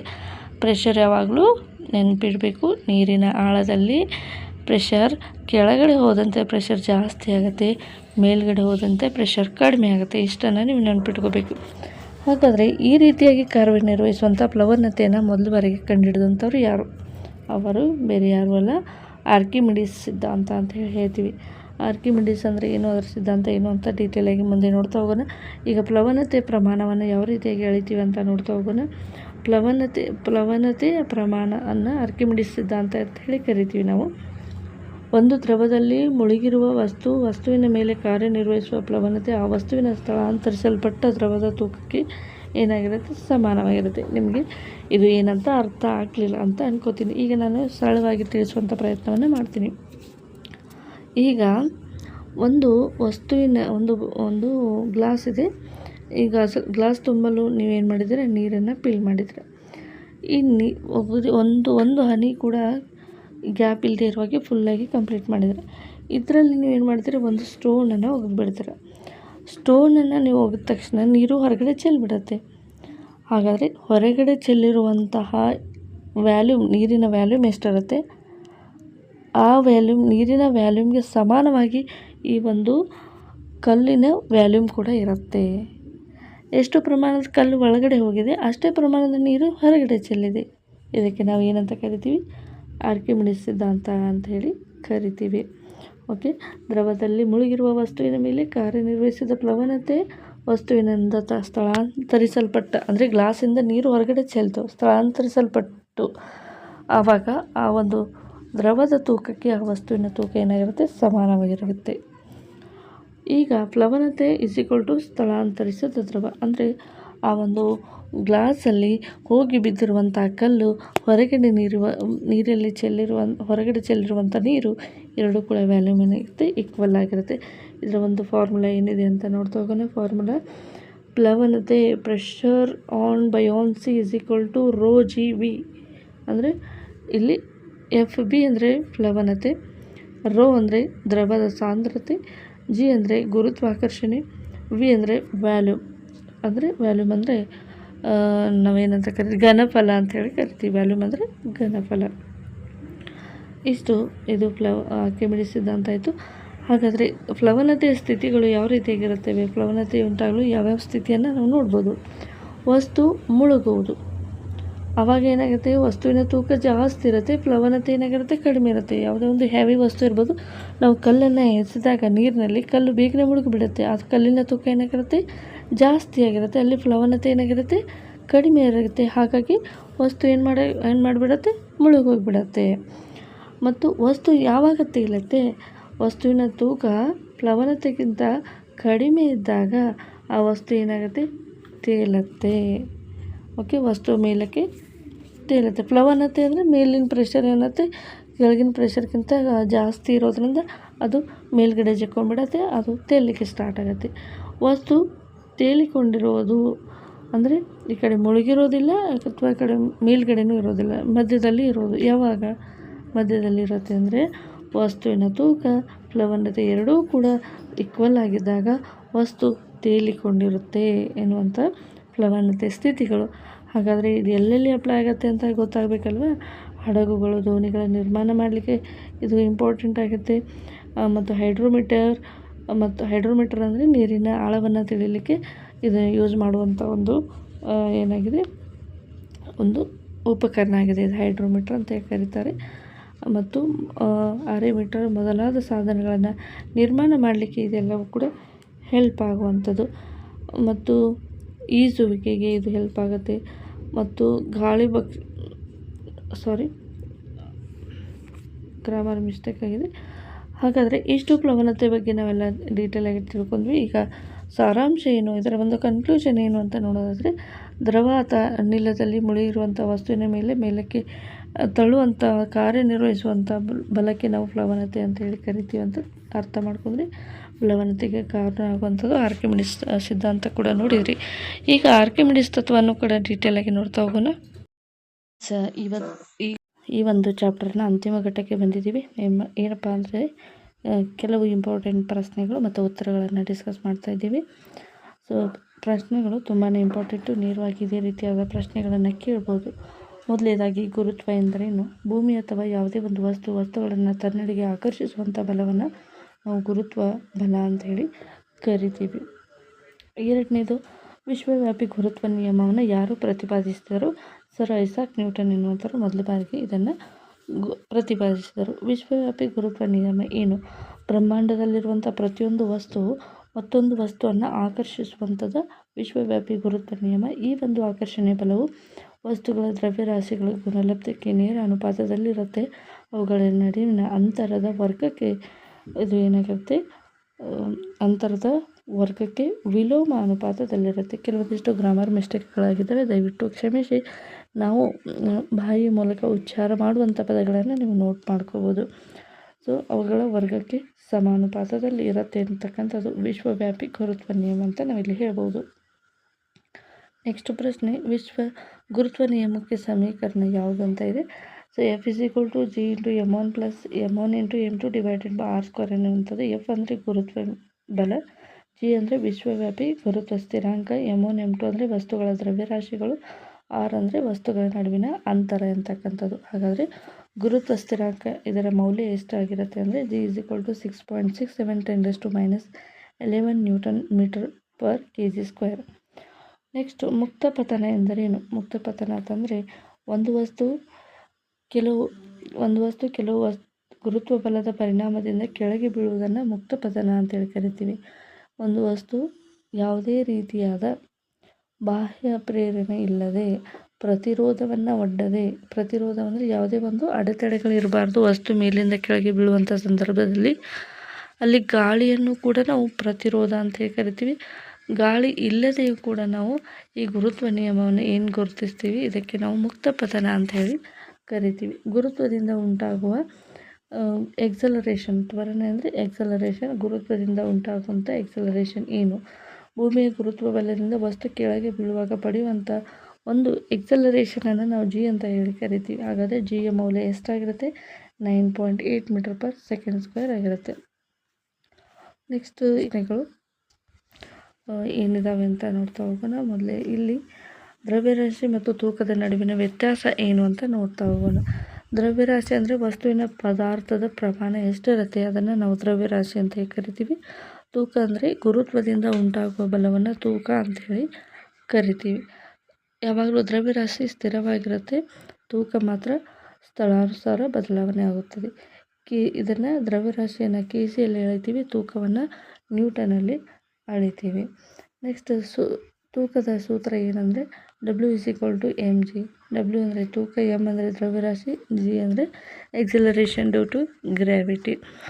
11ನೇ ಪ್ರಶ್ನೆ, ತೂಕವಿಲ್ಲದ ಸ್ಥಿತಿ ಎಂದರೇನು? ಅಂದರೆ ವೇಟ್ಲೆಸ್ನೆಸ್ ಅಂದರೆ ಏನು ಅಂತ ನೋಡೋದಾದರೆ, ಗುರುತ್ವದ ಪರಿಣಾಮ ಅನುಭವಿಸುವ ಸ್ಥಿತಿಯನ್ನು ತೂಕವಿಲ್ಲದ ಸ್ಥಿತಿ ಅಂತ ಹೇಳಿ ಕರಿತೀವಿ. ಗುರುತ್ವವಿಲ್ಲದ ಪರಿಣಾಮವನ್ನು, ಯಾವಾಗ ಗುರುತ್ವ ಇರೋದಿಲ್ಲ ಆ ಒಂದು ಪರಿಣಾಮವನ್ನು ನಾವು ವೇಟ್ಲೆಸ್ನೆಸ್ ಅಥವಾ ಇದನ್ನು ನಾವು ತೂಕವಿಲ್ಲದ ಸ್ಥಿತಿ ಅಂತ ಹೇಳಿ ಕರಿಬೋದು.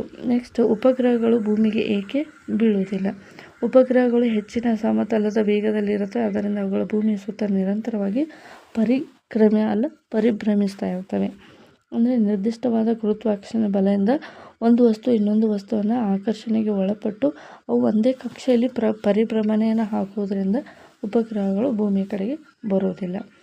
ನೆಕ್ಸ್ಟ್ ಪ್ರಶ್ನೆ, ಗುರುತ್ವ ಬಲದ 2 ಮುಖ್ಯ ಲಕ್ಷಣಗಳು ಯಾವುವು? ಗುರುತ್ವ ಬಲದ ಮುಖ್ಯ ಲಕ್ಷಣ ಏನಪ್ಪ ಅಂದರೆ ಈ ಸದಾ ಆಕರ್ಷಣೆ ಬಲವಾಗಿರುತ್ತೆ. ಇದು ಅನಂತದ ದೂರವರೆಗೆ ಕೂಡ ಕೆಲಸವನ್ನು ನಿರ್ವಹಿಸುತ್ತೆ. ಅಂದರೆ ನಾವು ಅತಿ ಚಿಕ್ಕ ಪರಮಾಣು ಅಣುಗಳಿಂದ ಹಿಡಿದು ಇಡೀ ಬ್ರಹ್ಮಾಂಡದಲ್ಲಿರುವಂಥ ಪ್ರತಿಯೊಂದು ವಸ್ತುಗೂ ಕೂಡ ಗುರುತ್ವ ನಿಯಮ ಇದು ಅನ್ವಯ ಆಗುತ್ತೆ. ಹಾಗಾಗಿ ಅನಂತದ ದೂರವರೆಗೆ ಇದು ಕಾರ್ಯವನ್ನು ನಿರ್ವಹಿಸುತ್ತದೆ. ಚಂದ್ರನಲ್ಲಿ ತೂಕ ಕಡಿಮೆಯಾಗುವುದಕ್ಕೆ ಕಾರಣ ಏನು? ಚಂದ್ರನ ಗುರುತ್ವ ಬಲ ಭೂಮಿಯ ಗುರುತ್ವ ಬಲಕ್ಕಿಂತ ಕಡಿಮೆ ಇರೋದ್ರಿಂದ ಅಲ್ಲಿ ತೂಕ ಕಡಿಮೆಯಾಗುತ್ತೆ. 15 ವಿಶ್ವ ಗುರುತ್ವ ನಿಯಮದ ಪ್ರಾಮುಖ್ಯತೆ ಏನು? ಗ್ರಹಗಳ ಚಲನೆಯನ್ನು ವಿವರಿಸುತ್ತದೆ. ಉಪಗ್ರಹಗಳ ಪರಿಭ್ರಮಣೆಯನ್ನು ತಿಳಿಸುತ್ತದೆ. ಸಮುದ್ರದ ಅಲೆಗಳ ಉಂಟಾಗುವಿಕೆಯನ್ನು ವಿವರಿಸುತ್ತದೆ. ವಸ್ತುಗಳು ಭೂಮಿಗೆ ಬೀಳುವುದನ್ನು ವಿವರಿಸುವಂಥದ್ದು ವಿಶ್ವವ್ಯಾಪಿ ಗುರುತ್ವ ನಿಯಮದ ಕೆಲವೊಂದಿಷ್ಟು ಪ್ರಾಮುಖ್ಯತೆಗೆ. ಕೆಲವೊಂದಿಷ್ಟು ಇಂಪಾರ್ಟೆಂಟ್ ಕ್ವೆಶನ್ಸ್ಗಳನ್ನು ನೋಡ್ತಾ ಹೋಗೋಣ. ಜಿಯ ಮೌಲ್ಯ ಎಷ್ಟು? 5.8 metre per second. G 9.8 metre per second. 15 metre per second square ಅಂತ ಇದೆ. ಸರಿಯಾದ ಉತ್ತರ 9.8 ಮೀಟರ್ ಪರ್ ಸೆಕೆಂಡ್ ಸ್ಕ್ವೇರ್ ಅಂತ ನಾವಿಲ್ಲಿ ಆನ್ಸರನ್ನು ನೋಡ್ಬೋದು. ಗುರುತ್ವ ನಿಯಮವನ್ನು ಕಂಡುಹಿಡಿದವರು ಯಾರು? ಸರ್ ಐಸಾಕ್ ನ್ಯೂಟನ್ ಅಂತಕ್ಕಂಥವ್ರು. 3ನೇ ಪ್ರಶ್ನೆ, ತೂಕದ SI ಘಟಕ ಯಾವುದು? ತೂಕದ SI ಘಟಕ ನ್ಯೂಟನ್ ಆಗಿರುತ್ತೆ. ಚಂದ್ರನಲ್ಲಿ ತೂಕ ಹೆಚ್ಚಾಗುತ್ತದೆ, ಕಡಿಮೆಯಾಗುತ್ತದೆ, ಬದಲಾಗುವುದಿಲ್ಲ, ಶೂನ್ಯವಾಗುತ್ತದೆ, ಕಡಿಮೆಯಾಗುತ್ತದೆ. ಮುಕ್ತ ಪತನದಲ್ಲಿ ಇರುವ ಯಾವ ಬಲ ಮಾತ್ರ ಕಾರ್ಯವನ್ನು ನಿರ್ವಹಿಸುತ್ತದೆ ಅಂದಾಗ ಮುಕ್ತ ಪತನದಲ್ಲಿ ಮುಕ್ತ ಪತನದಲ್ಲಿ ಇಲ್ಲಿ ಕಾರ್ಯನಿರ್ವಹಿಸುವಂತಹ ಬಲ ಯಾವುದಪ್ಪ ಅಂದರೆ ಅದು ಗುರುತ್ವ ಬಲ ಆಗಿರುತ್ತೆ. ನೆಕ್ಸ್ಟ್ ಇನ್ನೊಂದಿಷ್ಟು ಹೈ ಲೆವೆಲ್ ಕ್ವೆಶನ್ಸ್ಗಳನ್ನು ಡಿಸ್ಕಸ್ ಮಾಡೋಣ. ವಿಶ್ವವ್ಯಾಪಿ ಗುರುತ್ವ ನಿಯಮಕ್ಕೆ ಸಂಬಂಧಿಸಿದ ಹೈ ಲೆವೆಲ್ ಪ್ರಶ್ನೋತ್ತರಗಳು ಯಾವ ರೀತಿಯಾಗಿದ್ದಾವೆ ಅಂತ ನೋಡ್ತಾ ಹೋಗೋಣ. 2 ಅಂಕದ ಪ್ರಶ್ನೆಗಳಿಗೆ ಕೇಳ್ಬೋದು. ವಿಶ್ವವ್ಯಾಪಿ ಗುರುತ್ವ ನಿಯಮವನ್ನು ತಿಳಿದಿ.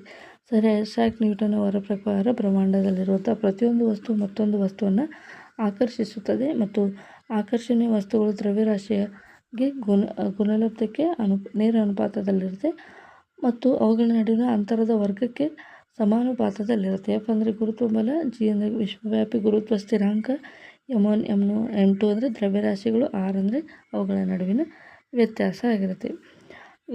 ಗುರುತ್ವ ಸ್ಥಿರಾಂಕದ ವ್ಯಾಲ್ಯೂ ಎಷ್ಟಿದೆ? 6.67 10⁻11 ನ್ಯೂಟನ್ ಮೀಟರ್ ಪರ್ ಸೆಕೆಂಡ್. ಎಲ್ಲವನ್ನು ಕೂಡ ನಾವು ಆಗಲೇ ಡಿಸ್ಕಸ್ ಮಾಡಿದ್ವಿ. MCQ ಕ್ವೆಶನ್ಸ್ಗಳನ್ನು ನೋಡ್ತಾ ಹೋಗೋಣ. ಗುರುತ್ವ ಬಲ ಯಾವಾಗ ಹೆಚ್ಚಾಗುತ್ತದೆ? ದ್ರವ್ಯರಾಶಿ ಹೆಚ್ಚಾದಾಗ ಗುರುತ್ವ ಬಲ ಕೂಡ ಏನಾಗುತ್ತೆ? ಹೆಚ್ಚಾಗುತ್ತೆ. ತೂಕ ಶೂನ್ಯವಾಗಿರುವ ಸ್ಥಿತಿಯನ್ನು ಏನೆಂದು ಕರೆಯುತ್ತೇವೆ?